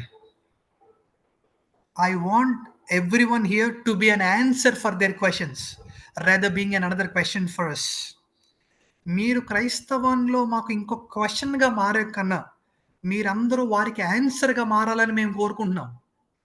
ప్రపంచానికి చాలా క్వశ్చన్స్ ఉన్నాయి కానీ ఆన్సర్సే లేవు. మనమందరం కూడా వారికి ఆన్సర్గా మారాలి. క్రైస్తవ్యానికి మీరు ఇంకో క్వశ్చన్గా మారే బదులు we want you to be an answer for their questions. Right.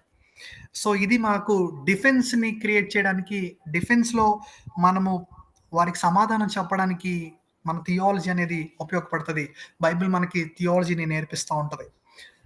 Right. మంచి బిలీఫ్ ఏంటో ఆర్థోడాక్సీ అనేది మనకి నేర్పిస్తూ ఉంటుంది. Bible as a source of theology.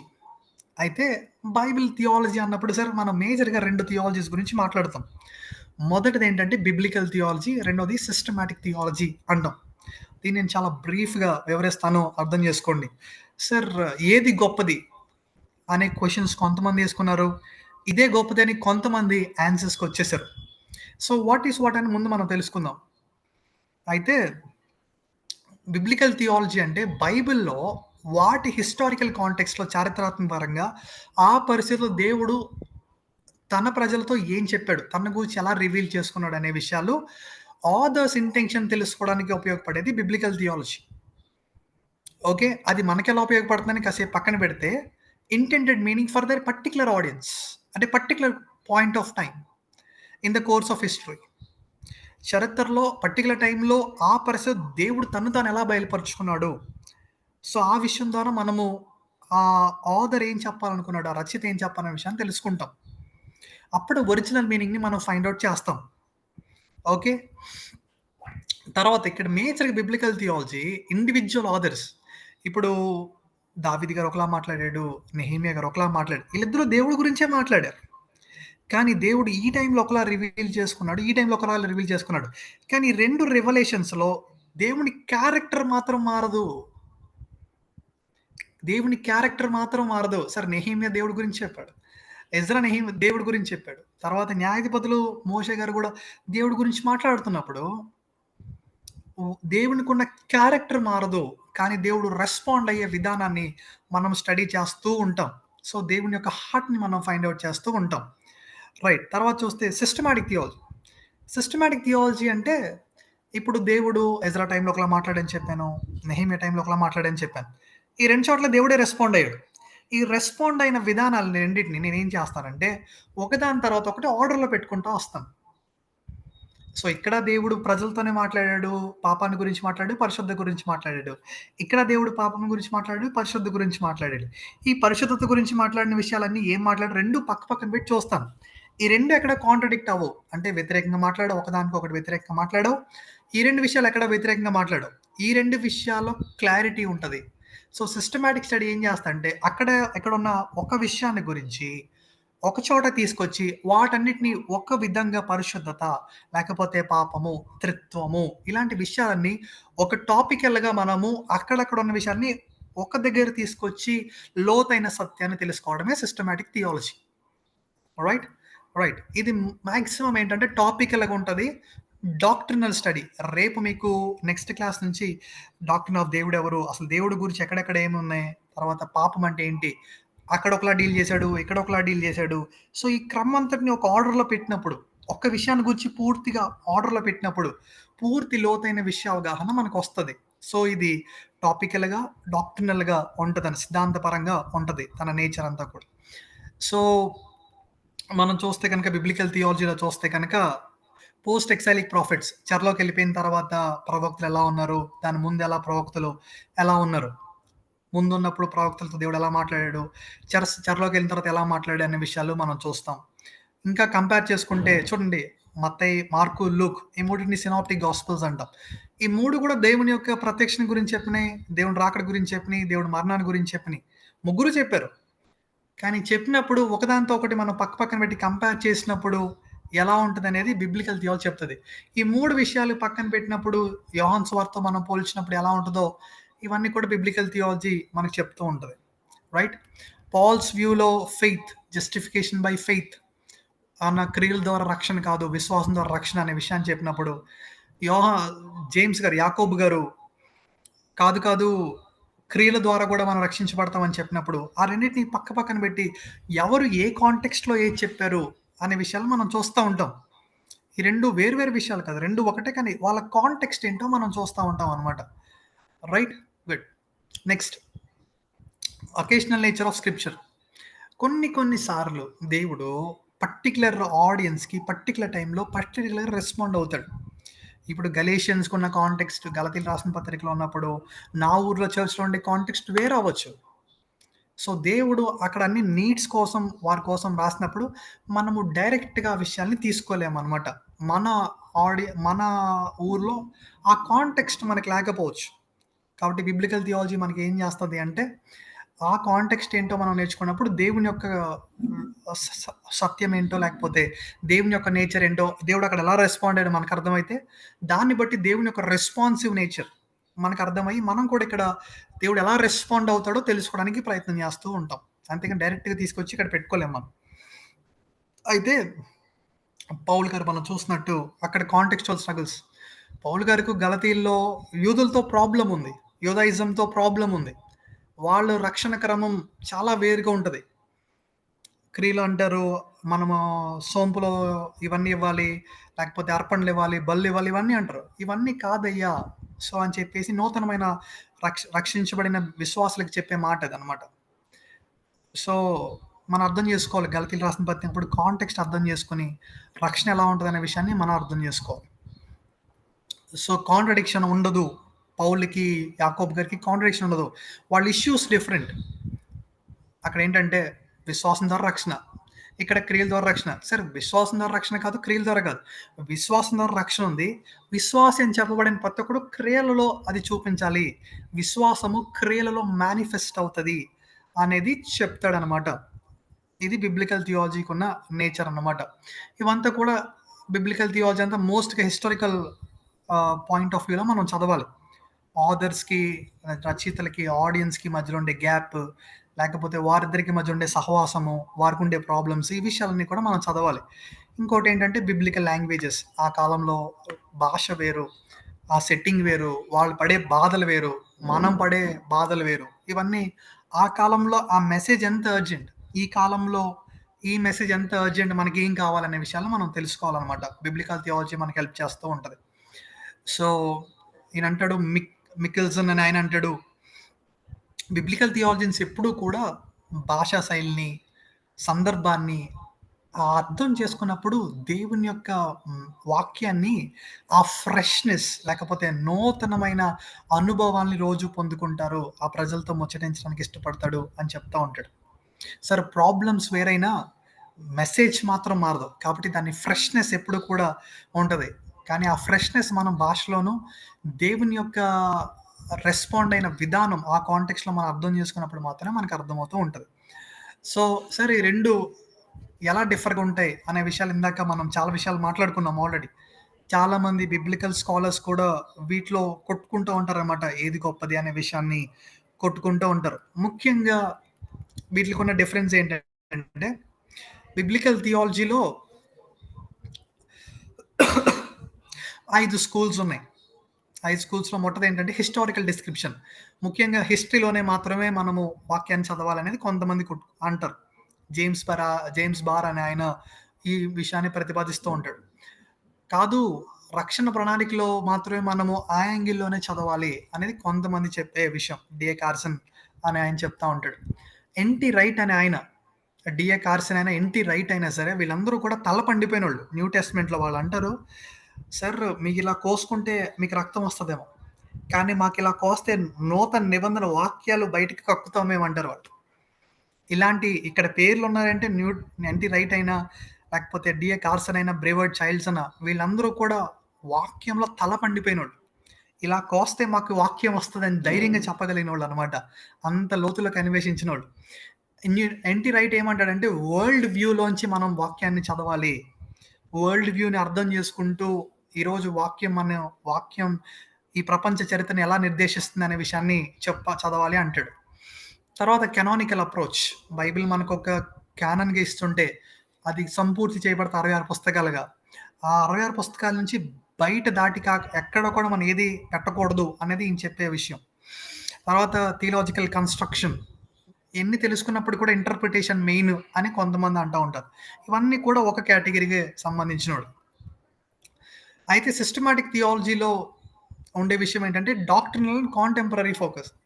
ఈ కాలంలోకి ఒక్కొక్క విషయాన్ని మనం ఎలా చెప్పొచ్చు అనేది చెప్తా ఉంటారు. వీళ్ళు ఏమంటారంటే, నాకు నా ఊర్లో పాపం ఉంది కాబట్టి నేను పాపాన్ని గురించి ఎక్కువ చెప్తాను, ఏ ప్యాసేజ్లో అయినా సరే పాపం గురించి అన్ని తీసుకుని చెప్తానంటారు. కానీ బిబ్లికల్ థియాలజీ ఏం చేస్తుంటే ఆ పర్టికులర్ టైంలో దేవుడు ఎలా రెస్పాండ్ అయ్యాడు అని చెప్పాలనుకుంటారు. కానీ వీళ్ళు ఏమంటారు, ఒక్కొక్క టాపికల్గా వెళ్దాం, ఈ కల్చర్లో ఈ ప్రాబ్లం ఉంది, ఈ కల్చర్లో ఈ ప్రాబ్లం ఉంది, ఈ సంస్కృతిలో నా ఊర్లో ఈ ఉంది, నా చర్చ్లో ఈ ప్రాబ్లం ఉంది, కాబట్టి నేను ఒక్క విషయాన్ని ఎక్కువ ఎంఫసైజ్ చేసుకుంటూ వెళ్తాను అనేది చెప్తా ఉంటారు అనమాట. సో ముఖ్యంగా సిస్టమాటిక్ థియాలజీ ఎక్కడ డీల్ చేస్తుంటే సోషల్ కన్సర్న్స్, సొసైటీలో ఉండే ప్రాబ్లమ్స్ గురించి మాట్లాడమని చెప్తుంది. తర్వాత ఆన్ గోయింగ్ ట్రెడిషన్స్, చాలా మందికి ఉన్న సమస్య, సార్ క్రైస్తవులు ప్రసాదం తినొచ్చా తినకూడదా, బొట్టు పెట్టుకోవచ్చా పెట్టుకోకూడదా, చెప్పులు వేసుకుని ఆరాధన చేయొచ్చా చేయకూడదా, ఒక్కొక్క చిన్న చిన్న విషయాల గురించి మాట్లాడుతూ ఉంటారు. పెద్ద పెద్ద విషయాలు వదిలేసి చిన్న చిన్న విషయాల గురించి, వాళ్ళకి అవే పెద్ద విషయాలు, అవి మాట్లాడుతూ ఉంటారు. కానీ సిస్టమాటిక్ థియాలజీ ఏం చేస్తా అంటే ఒక్కొక్క ఇష్యూని గురించి మనం మాట్లాడదాం. ఎందుకంటే బిబ్లికల్ థియాలజీలో వాళ్ళ కాంటెక్స్ట్ వేరు కాబట్టి ఆ కాంటెక్స్‌లో ఉండే విషయాలన్నీ కూడా ఒక సిస్టమాటిక్‌గా ఒక ఆర్డర్‌లో మనం పెట్టుకొని మనకున్న సమస్యని తీరుద్దామని చెప్తది. ఉదాహరణ మీకు ఒకటిస్తాను, మీకు అర్థమవుతది. హిస్టరీలో చరిత్రలో 500 సంవత్సరాల క్రితం రోమన్ క్యాథలిక్స్ నుంచి రిఫార్మేషన్ వచ్చింది మనకి. అప్పుడు బైబిల్‌ని వారు తప్పుగా బోధిస్తూ వాళ్ళు అన్నారు, బైబిల్ అందరూ చదవకూడదు అన్నారు. అప్పుడు మార్టిన్ లూథర్ అనే ఆయన బైబిల్‌ని బయటికి తీసుకొచ్చి అందరూ చదవాలని చెప్పి ఈరోజు మనకి బైబిల్‌ని అందించాడు. బైబిల్‌ని మనకు అందించాడు. సో, మనకు అర్థమవుతున్న విషయం ఏంటంటే ప్రతి విషయాన్ని మనకు అందిస్తున్నప్పుడు సొసైటీలో ఒక తప్పు జరుగుతుంది. వాక్యానికి వ్యతిరేకంగా ఒకళ్ళు ఎళ్తున్నారు. రోమన్ క్యాథలిక్ చర్చ్ వెళ్ళింది. కాబట్టి మనం ఏం చేయాలంటే దానికి వ్యతిరేకంగా వెళ్ళాలి. సో, నేనేం చేయాలంటే వాక్యాన్ని అందరికి బోధించాలంటే ముందు వాక్యాన్ని నేను అర్థం చేసుకున్నాడు మార్టిన్ లూథర్. ఆ తర్వాత ప్రింటింగ్ ప్రెస్ సహాయం అవసరమైంది. ఆయన జాన్ గూటెన్బర్గ్ హెల్ప్ చేశాడు మార్టిన్ లూథర్‌కి. వీళ్ళందరూ కలిసి వాక్యాన్ని అక్కడ ఇదిగో వెళ్ళేది బైబిల్ చదవకూడదు అంటున్నారు. ఇది తప్పు. వీళ్ళన్నారు చచ్చిపోయిన వాళ్ళు కూడా పరలోకాన్ని మనం ఎక్కించొచ్చు, మీరు డబ్బులు కట్టొచ్చు అంటున్నారు. చూడండి ఈ వాక్యాలన్నీ మీరు చదవండి. ఈ వాక్యాల్లో ఎక్కడా ఆ విషయం లేదు. కాబట్టి మీరు ఎలాంటి చచ్చిపోయిన వాళ్ళ కోసం డబ్బులు కట్టి ఆ పత్రాలయి తీసుకోకూడదు. పోపు ముందు పాపాలు ఒప్పుకోవాల్సిన అవసరం మనకు లేదు. దేవుని ముందు ఒప్పుకోవాలని బైబిల్ చెప్తుంది. కాబట్టి బైబిల్‌లో ఈ విషయాలు ఉన్నాయని అందరికీ తెలియపరిచారు. తర్వాత సిస్టమాటిక్ థియాలజీ ఇంకెక్కడ ఉపయోగపడుతుంది మనకంటే ఫిలాసఫికల్ ఫ్రేమ్‌వర్క్స్. ఇప్పుడు సైన్స్ ఉంది. ఒక్క విషయం గురించే మాట్లాడుతూ ఉంటది. పర్టిక్యులర్ ఏరియాస్ ఇందాక మీకు చెప్పాను. సై హెల్త్ పరంగా మాట్లాడినప్పుడు పంది గుండెని పెడితే మనిషి ఏమవుతాడని కానీ, ఈ విషయాలన్నీ మాట్లాడుతున్నప్పుడు ఒక్కొక్క వాళ్ళకుండే జ్ఞానపరంగా వాళ్ళు మాట్లాడుతున్నప్పుడు, మనం కూడా సిస్టమాటిక్ థియాలజీని యూజ్ చేసుకొని ఒక క్రమబద్ధీకరణగా నేర్చుకున్నప్పుడు, ఆ విషయాల్ని మనము ఎదిరించొచ్చు. కల్చరల్ అండ్ సోషల్ సాంస్కృతికపరమైన విషయాలు కూడా మనము డీల్ చేస్తూ ఉండొచ్చు. కాలంలో ఒక్కొక్క ప్రాబ్లమ్ ఉంటది. కాబట్టి సిస్టమాటిక్ థియాలజీ ఆ కాలంలో ఆ ప్రాబ్లమ్స్‌ని ఎదుర్కోవడానికి మనకి సహాయం చేస్తూ ఉంటది. అయితే ఒక డేంజర్ సిస్టమాటిక్ థియాలజీలో ఉండే ఒక డేంజర్ ఏంటంటే ప్రీ కన్సీవ్డ్ నోషన్స్ అంటాం. లేకపోతే ప్రీ అండర్‌స్టాండింగ్ అంటాం. ఇదేం చేస్తదంటే వీళ్ళనుకున్న కంక్లూజన్‌ని రప్పించడం కోసం వాళ్ళకి తెలిసిన వాక్యాలన్నీ కూడా లాగేసుకుంటూ ఉంటారు. సార్ నేను మళ్ళీ చెప్తున్నాను. ఇందాక ఏమంటున్నామంటే ఒక విషయాన్ని చెప్పడం కోసం బైబిల్ అంతటిని మనం చదవడం ఒక ఎత్తు సిస్టమాటిక్ థియాలజీ. కానీ కొంతమంది వాళ్ళనుకున్న విషయాన్ని చెప్పడం కోసం బైబిల్‌లో ఉండే వాక్యాలు కొన్ని వాక్యాలు పీకేసుకొని కొన్ని వాక్యాల్ని వాళ్ళు వదిలేస్తూ ఉంటారు. ఎందుకంటే వాళ్ళ ప్రయర్ అజంప్షన్స్ కొన్నున్నాయి. దేవుడు ఇంతే అని నేను చెప్పేసాను కాబట్టి నాకు తెలిసిన వాక్యాలన్నిటిని మాత్రమే తీసుకొని సిస్టమాటిక్‌గా మనం చెప్పేద్దాం. కానీ దౌర్భాగ్యమైన ఒక పరిస్థితి ఏంటంటే చర్చ్‌లో ఈరోజు విశ్వాసులకి పూర్తిగా బైబిల్ తెలీదు.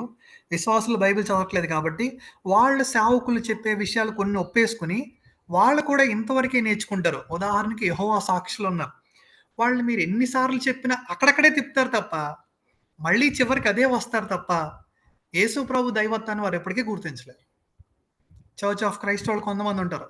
దేవుని కుమారుడు అంటారు తప్ప, కుమారుడు అనే పదానికి వారు అర్థం చేసుకోరు. ఆ దేవుడు చేసిన యాగాన్ని అర్థం చేసుకోరు. At the end of the day యేసుప్రభు దేవుడు కాదు వాళ్ళకి. దేవుని కుమారుడు మాత్రమే. ఈ విషయాలు ప్రాబ్లమ్స్ ఉన్నాయి. సో, సిస్టమాటిక్ థియాలజీలో ఎప్పుడు కూడా మన ప్రీ కన్సీవ్డ్ నోషన్స్‌ని పెట్టకూడదు. మనం ఒక విషయాన్ని అనేసుకున్నాం కాబట్టి, ఇంక నేను అనుకున్న పాయింట్‌ని ప్రూవ్ చేయడం కోసం నాకు కావాల్సిన వాక్యాలు. నేను మళ్ళీ చెప్తున్నాను, మీకు కావాల్సిన వాక్యాలు కాదు. మీకు కావాల్సిన కేటగరీస్. వాళ్ళ కేటగరీస్‌ని యూజ్ చేసుకుంటారు. కావాలంటే ఓల్డ్ టెస్ట్‌మెంట్‌నే యూజ్ చేసుకుంటారు. కావాలంటే న్యూ టెస్ట్‌మెంటే. కొంతమంది పౌలు పత్రికలు ఒకటే చదువుతారు. కొంతమంది యోహాను పత్రికలే చదువుతారు. కొంతమంది బిబ్లికల్ టెక్స్ట్స్ అంటే వాళ్ళ గురించి చెప్పాలనుకున్నది జగదోత్పత్తి వేయబడక ముందే రక్షణ అంటాడు. కాబట్టి నువ్వు ఎన్నిక ఇప్పుడు కాదు ఎప్పుడో అయిపోయింది అని చెప్పి ఆ ఎఫీసీయులు రాసిన పత్రిక 1 అధ్యాయం మాత్రమే చెప్తారు. మరి 2 అధ్యాయం, 3 అధ్యాయం గురించి మాట్లాడరు వీళ్ళు. That's the problem. వాళ్ళు ఎన్ని చెప్పినా ఆ వచనం ఇలా చెప్తుంది కదా అంటారు. సో, మిగతా చోట ఏం చెప్తుందని. కానీ చార్ల్స్ స్పర్జన్ ఆయన భలే మాట్లాడతాడు ఆ పాయింట్. ఆయన అంటాడు, లార్డ్ మీ ఎన్నికలో ఉన్న వాళ్ళందరినీ మీరు రక్షించండి అని అంటాడు. నెక్స్ట్ డైలాగ్ ఆయన వాడే డైలాగ్ ఆయన ప్రేయర్ ఏంటంటే ఎలెక్ట్ సమ్ మోర్ అంటాడు. మీరు ఆల్రెడీ ఎలెక్ట్‌లో ఉన్న వాళ్ళందరినీ రక్షించండి. ఎన్నికలో ఉన్న వాళ్ళందరినీ రక్షించండి. మరికొంతమందిని ఎన్నుకోండి అంటాడాయన. యెస్. సో, రక్షణ జగత్తుతోటి వేగం జరిగిపోయిందా? కాదు దేవుడు ఇప్పుడు రక్షిస్తున్నాడా? అనే క్వెషన్స్ మధ్యలో వీళ్ళు కొంతమంది ఇటు విడిపోయారు, కొంతమంది విడిపోయి వీళ్ళిద్దరు కొట్టుకుంటా ఉంటారు. మేము గొప్ప అంటే మేము గొప్ప అని. సో కొన్ని టీచింగ్స్‌కి మాత్రం వెయిట్ ఇవ్వద్దు. ఒక విషయాన్ని మనం చెప్పేటప్పుడు మనం అవసరమైతే మన నోషన్‌ని మార్చుకోవాలి. ఇక్కడ చూడండి ఎగ్జాంపుల్ ఇంకోటి ఇస్తాను. Divine sovereignty versus human responsibility. Sir దేవుడు ఆల్రెడీ ఒకటి నిర్ణయించేసాడు. కాబట్టి నేనేం చేయక్కర్లేదు. కానీ కొంతమంది ఏమంటారు హ్యూమన్ రెస్పాన్సిబిలిటీ. సార్ దైవ సార్వభౌమాధికారం ఉంది. At the end of the day human responsibility ఉంది. దేవుడు నన్ను రక్షించాడు. అలా అని నేనేం చేయొద్దా? I have some responsibilities. ఈ 2 కూడా కొహరెంట్‌గా వెళ్ళాలి. అంటే 2 కూడా సమానంగా వెళ్ళాలి. కాదు సార్ నేనేం చేసినా దేవుడు రక్షించేస్తాడు. నో. నేను పాపం చేస్తే దేవుడు నన్ను రక్షిస్తాడనేది అబద్ధం. సో నా అంతట నేను రక్షించబడిపోతాను, నా అంతట నేను రక్షణని అటెండ్ చేయగలను కూడా అబద్ధమే. సో ఈ 2 విషయాల్ని మనం కొహరెంట్‌గా చదువుతూ అర్థం చేసుకోవడానికి ప్రయత్నం చేయాలి. ఇలా ప్రీ కన్సీవ్ నోషన్స్ ఉన్నప్పుడు జరిగే ఒక అనర్థం ఏంటంటే, వీళ్ళు అనుకున్న ఆలోచనలు ప్రూవ్ చేయడం కోసం ఎక్స్‌ట్రీమ్స్‌కి వెళ్ళిపోయి, వాక్యాన్ని మిగతా విషయాలు వదిలేసి, కొన్ని వాక్యాలు పట్టుకుని సంఘాల్ని విడదీసేస్తారు. బోధనల్ని మార్చేస్తారు. At the end of the day వాక్యంలో ఉండే ప్రతి వాక్యానికి కూడా మనం జవాబుదారీగా ఉండాలి. వీళ్ళు ఉండలేరు. That's the problem. Theology must be rearticulated for each generation. Sir cultures ప్రకారం మళ్ళీ చెప్తున్నాను, కాలాలు మారే కొద్దీ ఎవ్రీ 100 ఇయర్స్ గ్యాప్ మారే కొద్దీ నూతనమైన ప్రాబ్లమ్స్ వచ్చేటప్పుడు సిస్టమాటిక్ థియాలజీ ఎప్పుడు కూడా అప్డేట్ అవుతూ ఉంటుంది. దేవుని అర్థం చేసుకోవడంలో కాదు, నేను మళ్ళీ చెప్తున్నాను, అర్థమైన దేవుని సిస్టమాటిక్గా ప్రజెంట్ చేసేటప్పుడు సిస్టమాటిక్ థియాలజీ ఎప్పుడు కూడా తన పద్ధతులను తను మార్చుకుంటూ ఉంటుంది. తర్వాత డాక్ట్రినల్ కన్ఫెషన్స్ అనేది చాలా ఇంపార్టెంట్ సార్. డాక్ట్రిన్ సిద్ధాంతం మనకు తెలియకుండా మన దేవుడు ఎవరో మనకు అర్థం కాదు. మనము ఎందుకు ఈ దేవుడిని ఆరాధన చేస్తామో తెలియకుండా, ఎలా కన్ఫెస్ అవ్వాలో మనకు తెలియకుండా, మనం ఎప్పుడు కూడా దేవుణ్ణి ఆరాధన చేయడానికి లేకపోతే పర్టికులర్ ఇష్యూస్లో మనం ఏ స్టాండ్ మీద నిలబడాలి అనే విషయానికి మనకి ఎప్పటికీ తెలియదు.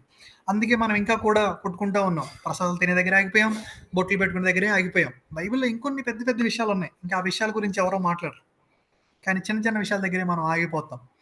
కాంటెంపరీ థియాలజీ సార్ మరి ఈ రోజుకి కాలానికి కావాల్సిన థియాలజీ ఇంకా ఉందా? థియాలజీ మారిద్దా? నేను మళ్ళీ చెప్తున్నాను, థియాలజీ మారదు. థియాలజియన్స్ వాళ్ళు ప్రకటించే పద్ధతులు, ఫెయిత్ ఎక్స్ప్రెస్ చేసే విధానం, లేకపోతే విశ్వాసాన్ని ప్రకటించే విధానం మాత్రమే మారుతూ ఉంటుంది. Okay, right. Reformed static traditions అన్ని, లేకపోతే రిఫార్మ్ థియాలజీ అంటే ఏం లేదండి. రిఫార్మ్డ్ థియాలజీ అంటే వాక్యమే కేంద్రంగా బతికేది, దేవుని వాక్యం మాత్రమే కేంద్రంగా చదివేది అనేది ముఖ్య ఉద్దేశం. సో కొంతమంది అడిగిన ఒక ప్రశ్న ఏంటంటే స్కాలర్స్, సార్ ఏది గొప్పది, నేను బిబ్లికల్ థియాలజీకి స్టిక్ అవ్వాలా, నేను సిస్టమాటిక్ థియాలజీలో ఉండిపోవాలా అని కొంతమంది అడుగుతున్నారు. సార్ ఈ రెండిట్లో నేను ఒక స్టాండ్ నేను అంటాను.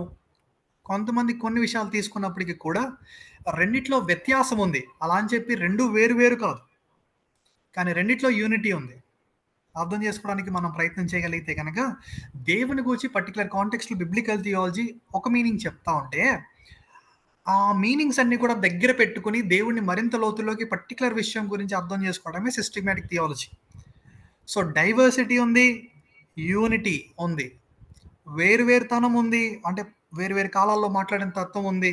At the end of the వాళ్ళ మధ్య ఐక్యత కూడా ఉంది. ఈ రెండింటిని కలిపి చదవాలి తప్ప దయచేసి ఎవరు వేరు స్టాండ్స్ని ఎప్పుడూ తీసుకోవద్దు. రెండు కలిసినప్పుడు మాత్రమే మనం ఎక్కువగా చదువుతూ ఉంటాం. సో డైవర్సిటీ అంటే ఏంటి అని అడిగితే కనుక, ఆ కాలంలో వెళ్ళి ఆ స్టైల్లో ఎందుకు చెప్పాడు మెసేజ్. దేవుడు పర్టికులర్గా కొంతమందిని చంపేశాడు, దేవుడు కొంతమందిని కరుణించేశాడు, దేవుడు కొంతమందిని మంచి చేయాలన్నప్పుడు కూడా కొంతమంది ఇబ్బంది పడ్డారు, దేవుడు రక్షిస్తాడు, దేవుడు చెరలోకి పంపిస్తాడు. ఎందుకు సార్ అనేది కొంతమంది తెలుసుకోవడానికి, ఎందుకు అలా ప్రవర్తించాడో తెలుసుకోవడానికి మనము ఆథర్స్ కాంటెక్స్ట్ చదివినప్పుడు అసలు ఆ రచయిత ఎందుకు ఈ పర్టికులర్ విషయాలు రాస్తున్నప్పుడు మనం అర్థం చేసుకోవడానికి ప్రయత్నం చేస్తూ ఉంటాం. బైబిల్ ఆ పదాలన్నీ చెప్తున్నప్పుడు రచయిత దేవుని ఉద్దేశాలు ఏంటో మనకు అర్థమైపోతూ ఉంటాయి. ఆ రెండు పరిస్థితుల మధ్యలో ఆ టెన్షన్స్ మనకు అర్థమైపోతూ ఉంటాయి. సిస్టమాటిక్ థియాలజీ ఏం చేస్తుంటే కూడా అమ్మో రెండు టెన్షన్స్ ఉన్నాయా అన్నప్పుడు ఈ రెండిట్లో ఉండే దేవుని తత్వాన్ని గురించి రెండు పక్కన పెట్టి చదివి మనకి చదవడానికి హెల్ప్ చేస్తూ ఉంటుంది. దైవిక ఆదరణ మనకి కలుగు చేస్తూ ఉంటుంది. ఓ పెద్ద పిక్చర్లో దేవుడు ఇలా పనిచేశాడా అని హెల్ప్ చేయడానికి మనకి సిస్టమాటిక్ థియాలజీ పనికి వస్తూ ఉంటుంది.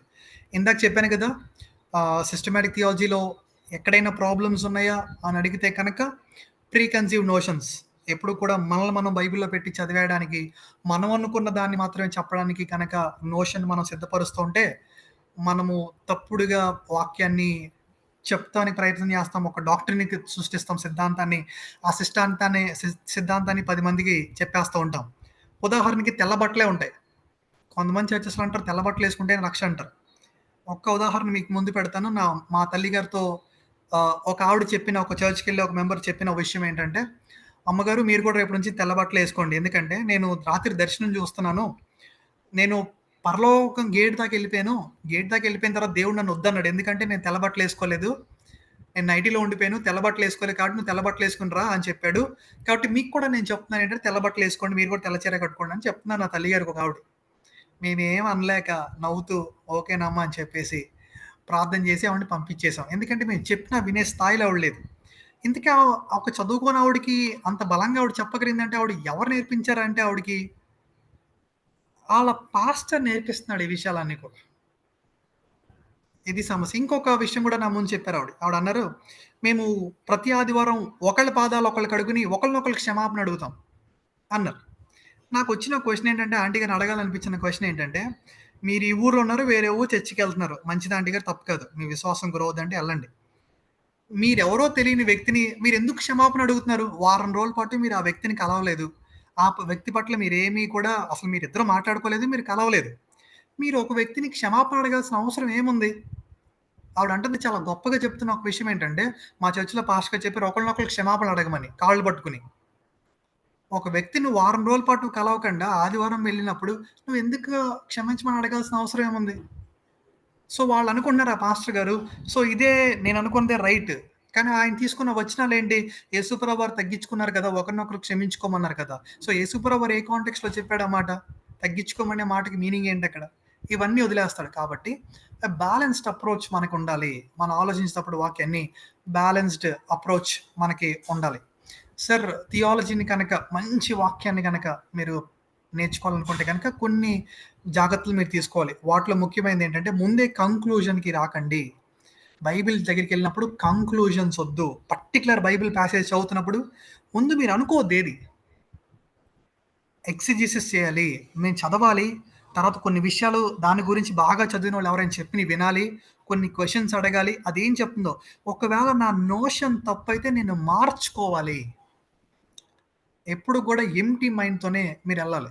ఇది ఫస్ట్ ఉన్న సౌండ్ ఎక్సర్‌సైజ్‌లో ఉన్న మంచి థియాలజియన్స్‌గా లేకపోతే మంచి వాక్యాన్ని అర్థం చేసుకున్నాక మీరు మారాలంటే మీకు నేనిచ్చే సలహా ఇది. కొంతమంది స్కాలర్స్ సజెస్ట్ చేసిన విషయాలివి.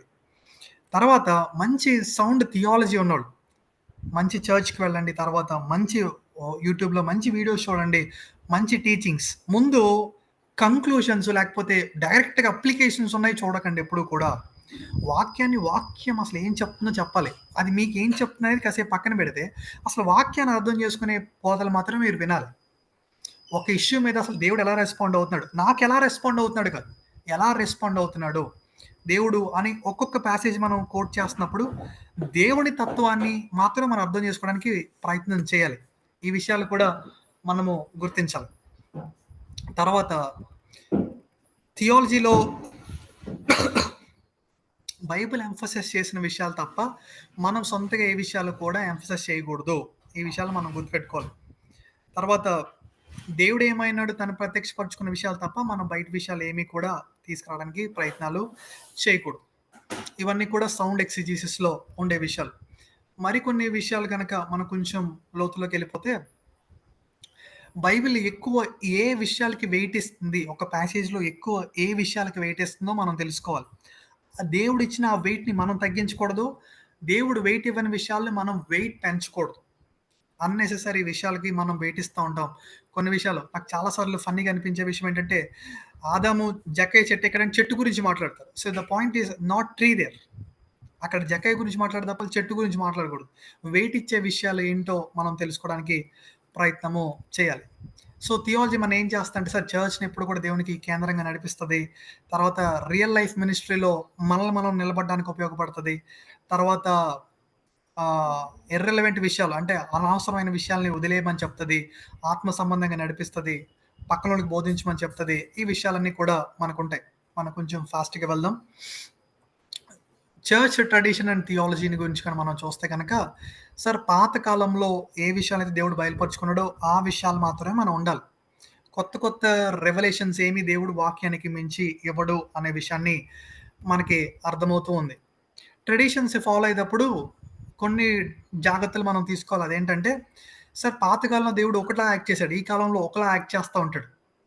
అలా అని చెప్పి అక్కడ విషయాలు డైరెక్ట్‌గా తీసుకొచ్చి ఇక్కడ అప్లై చేయకూడదు అనే విషయాన్ని మనం గుర్తుపెట్టాలి. అక్కడ నేచర్‌ని మాత్రమే తీసుకొని దేవుడి నేచర్ అర్థం చేసుకోవాలి తప్ప, మనము డైరెక్ట్‌గా అక్కడ విషయాలు తీసుకొచ్చి అక్కడలా బట్టలేసుకుంటాను, అక్కడలాగా నేను బూడిద పూసుకుంటాను, అక్కడలా గుండు కొట్టించుకుంటాను, ఇవన్నీ కుదరవు. డీపర్ అండర్‌స్టాండింగ్ పోయి మనము ఆత్మ సంబంధమైన భక్తిలోంచి ఆచార సంబంధమైన భక్తిలోకి వచ్చేసే డేంజర్స్ మనకు కనిపిస్తూ ఉంటాయి. తర్వాత చూసుకుంటే కనుక ప్రీచింగ్. సార్ ముఖ్యంగా బైబిల్ నాకు ఎలా ఉపయోగపడుతుంది నా ఇంటర్ప్రిటేషన్‌లో అంటే గనక, మంచిగా నేర్చుకున్నాను వాక్యం. బోధించడానికి ఉపయోగపడతది. మంచి హెర్మెనోటిక్స్ నాకిస్తది. ఎలా బోధించాలో కూడా చెప్తది నాకు. సార్ హెర్మెనోటిక్స్ అంటేనేమో వాక్యాన్ని విభజించడం. హోమిలెటిక్స్ అంటే నువ్వు నేర్చుకున్న వాక్యాన్ని నీకుండే కాంటెక్స్ట్‌లో నువ్వు వాక్య మీనింగ్ పోకుండా బోధించడం. దాన్ని homiletics. Homiletics is the art of preaching. ఈ కాలంలో ఈ పరిస్థితుల మధ్యలో మనం ఎలా బోధించాలనే విషయాన్ని మనకి ప్రీచింగ్‌లో ఉపయోగపడతా ఉంటది. తర్వాత దేవుడు తన్ను తాను ఎలా బయలుపరుచుకున్నాడో తన జ్ఞానంలో కానీ, తత్వ జ్ఞానంలో కానీ, ఈ విషయాలన్నిటిలో కూడా బిబ్లికల్ ఇన్సైట్స్ మనం ఇవ్వాలో మనకి నేర్పిస్తా ఉంటది. తర్వాత చూడండి వాక్యంలో మాత్రమే రూట్ అయినట్టు మనకు నేర్పిస్తూ ఉంటది. ఎజ్రా పబ్లిక్ రీడింగ్‌లో నెహెమియా గ్రంథం 8వ అధ్యాయంలో వాక్యాన్ని ఎలా చదువుతున్నారు వాళ్ళు, తర్వాత లూకా సువార్త 4వ అధ్యాయంలో క్రమంగా వారు ఎలా బోధిస్తున్నారు, ఈ విషయాలు అపోస్తల్స్ వాక్యాన్ని బోధించినప్పుడు వాళ్ళు ఎలా బోధించారు, ఈ విషయాలన్నీ మనకి చాలా స్పష్టంగా ఒక క్రమాన్ని నేర్పిస్తూ ఉంటది బోధించడంలో కూడా. తర్వాత సౌండ్ ఇంటర్ప్రిటేషన్, మంచి ఇంటర్ప్రిటేషన్ ఉండాలి. ఎందుకంటే నీ బోధ వల్ల, నీ బ్రతుకు వల్ల, నువ్వు చెప్పేదాని వల్ల ఎదుటోడు ఐదర్ బాగుపడతాడు లేకపోతే నాశనం అయిపోతాడు. మంచి థియాలజీలోకి వస్తాడు, లేకపోతే చెడు థియాలజీకి వెళ్తాడు. మంచి థియాలజీలోకి వాడు వస్తే ప్రాబ్లం లేదు సార్. చెడు థియాలజీలోకి వస్తే మాత్రం వాడు 10 మందికి బోధిస్తూ ఉంటాడు. ఇలా సొసైటీస్ ఇబ్బంది పడుతూ ఉంటాయి. సో ట్రూత్‌ని మనము ఐడెంటిఫై చేస్తా ఉంటాం.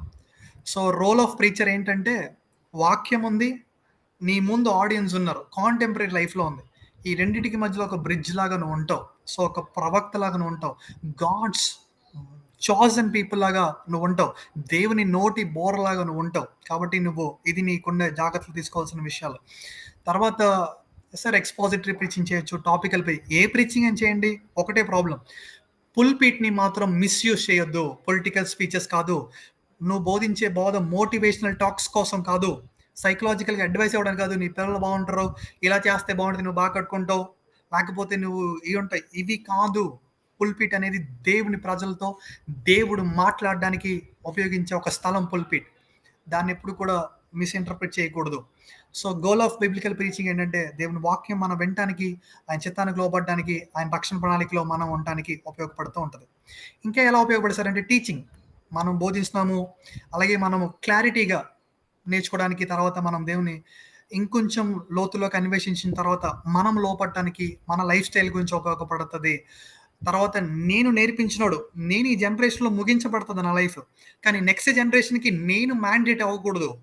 వాక్యమే మ్యాండేట్ అవ్వాలి కాబట్టి, వాక్యాన్ని తెలుసుకున్న, సత్యాన్ని తెలుసుకున్న టీచర్స్‌ని మనం లేవనెత్తడానికి ఉపయోగపడుతూ ఉంటది. తర్వాత ఈ కాలంలో సార్ ఆదిమ సంఘం ఎప్పుడు కూడా ఫాల్స్ రిలీజియన్స్ మీద, కల్ట్స్ మీద, కొత్త కొత్త ఐడియాలజీస్ మీద వాళ్ళందరూ పోరాడారు. నాకున్న ముందుకన్నా స్కాలర్స్ పోరాడారు. ఈరోజు నువ్వు కూడా పోరాడటానికి, నెక్స్ట్ వచ్చే ప్రాబ్లంలో పోరాడడానికి నువ్వు ఒక యోధుడిలాగా ఇక్కడ ఉండాలి. ఇవన్నీ కూడా మనకి హెర్మెనోటిక్స్‌లో కనిపిస్తూ ఉంటాయి. నెక్స్ట్‌గా మనం తీసుకుంటే pastoral care. Sir pastoral care ఎలా ఉపయోగపడుతుంది సార్ అంటే గనక, మనం ఎదుటోడికి వాక్యానుసారం గైడెన్స్ ఇవ్వడానికి, కంఫర్ట్ ఇవ్వడానికి, కన్సోల్ చేయడానికి, యేసుప్రభు వారు ఎలా అయితే లోకాన్ని ఎదిరించి మనకు సహాయం చేస్తున్నాడో, మనం కూడా అలా ఉండడానికి ఉపయోగపడతా ఉంటది.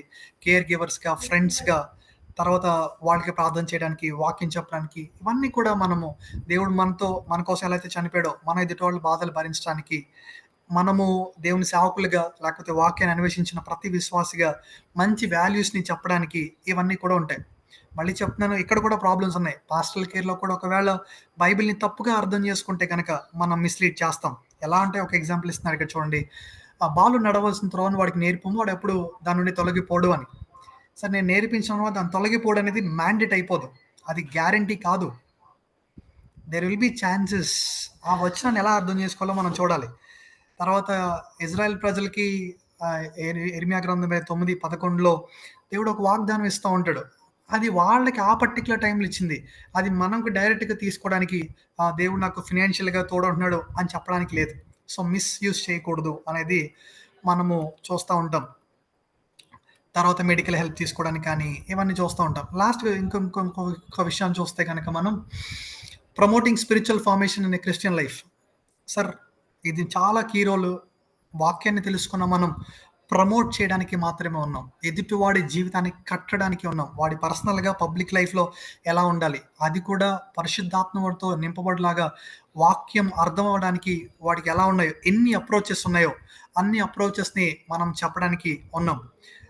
మన గోల్ అయినా వాళ్ళ గోల్ అయినా యేసుక్రీస్తు యొక్క సంఘముగా ఆయన మనకి శిరసై ఉంటే మనకు ఆయన బాడీగా పనిచేయడానికి మాత్రమే, కట్టడానికి మాత్రమే ఉన్నాం. స్పిరిచువల్ గ్రోత్ అనేది 2 రకాలుగా ఉంటుంది. ఎలా అంటే మనము దేవునితో ఇంటరాక్ట్ అవ్వడము, at the end of day మనం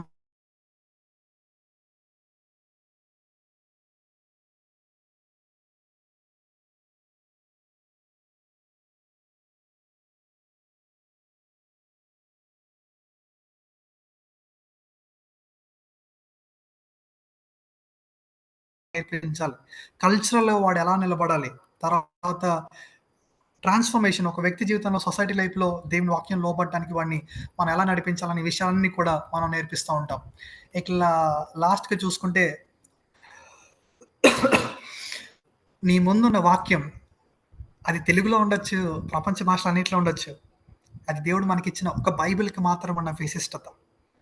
రోజు నీ కళ్ళ ముందు అక్షరంగా చూసుకోకుండా దాన్ని ఒక ఆత్మీయంగా చూస్తూ నీ ముందు ఉన్నది వాక్యం, దేవుడు అనే విషయాన్ని నువ్వు గుర్తుపెట్టుకుని నువ్వు వాక్యం చదువుతున్న ప్రతిసారి ఆనందించాలి. Bible should be a source of delight.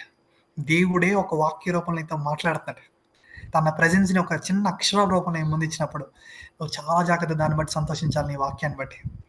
అసలు ఇంత గొప్ప వాక్యం పీస్ నీ ముందందుకు, ఇంత గొప్ప స్టైల్స్లో దేవుడు తను ప్రత్యక్షపరుచుకున్నందుకు ఈ వాక్యాన్ని అమితంగా ప్రేమించాలి. నెరేటివ్స్లో, పారబుల్స్లో, పోయట్రీస్లో, లేకపోతే పద్య రూపంలో ఉన్న ప్రతిదాన్ని కూడా నువ్వు ఆస్వాదించగలగాలి. ఇంటలెక్చువల్గా, నీ జ్ఞానపరంగా, ఎమోషనల్గా నువ్వు కనెక్ట్ అవ్వాలి. ఏదైతే నువ్వు కనెక్ట్ అయ్యావో, ఏదైతే నువ్వు నేర్పించావో ప్రతిదాన్ని కూడా దేవుని యొక్క ఔన్నత్యాన్ని ఆనందిస్తూ నీ పర్సనాలిటీని డెవలప్ చేసుకుంటూ ప్రపంచానికి ఉపయోగపడేవాడిగా నువ్వు ఉండాలి. ఇలా బైబిల్ మనల్ని కన్స్ట్రక్ట్ చేస్తూ ఉంటుంది. ఒక చిన్న ప్రార్థన చేస్తున్నావు, కళ్ళు మూసుకోండి. Lord, we want to thank you so much for this time your given us, Lord. Thank you so much for the Bible and what you're doing with the Bible. మీ వాక్యం ద్వారా ఏమేమి చేస్తున్నారు, మీరు మాకు వందనాలు. ఇంటర్ప్రిటేషన్ ఎంత విలువైంది. ఒక మాస్టర్గా ఉన్న నువ్వు ప్రపంచాన్ని శాసించే నిన్ను మాకు పరిచయం చేస్తుంది. నిన్నుగా తెలుసుకోవడానికి ఈ వాక్యం మాకు ఉపయోగపడుతుంది. నిన్నుగా ప్రపంచానికి చెప్పడానికి మాకు ఉపయోగపడుతుంది. కనుక మేము ఇప్పటిదాకా తెలుసుకున్న ప్రతి విషయాన్ని మేము ఎదగడానికి, మా ఫ్యామిలీస్ ఎదగడానికి, రక్షణ ప్రణాళికలో మీరు మాకు ఇచ్చిన బాధ్యత ఎదిగించడానికి మాకు సహాయం తెచ్చామని యేసు ప్రభువు నామములో అడుగుచున్నాము తండ్రి. ఆమేన్. Thank you.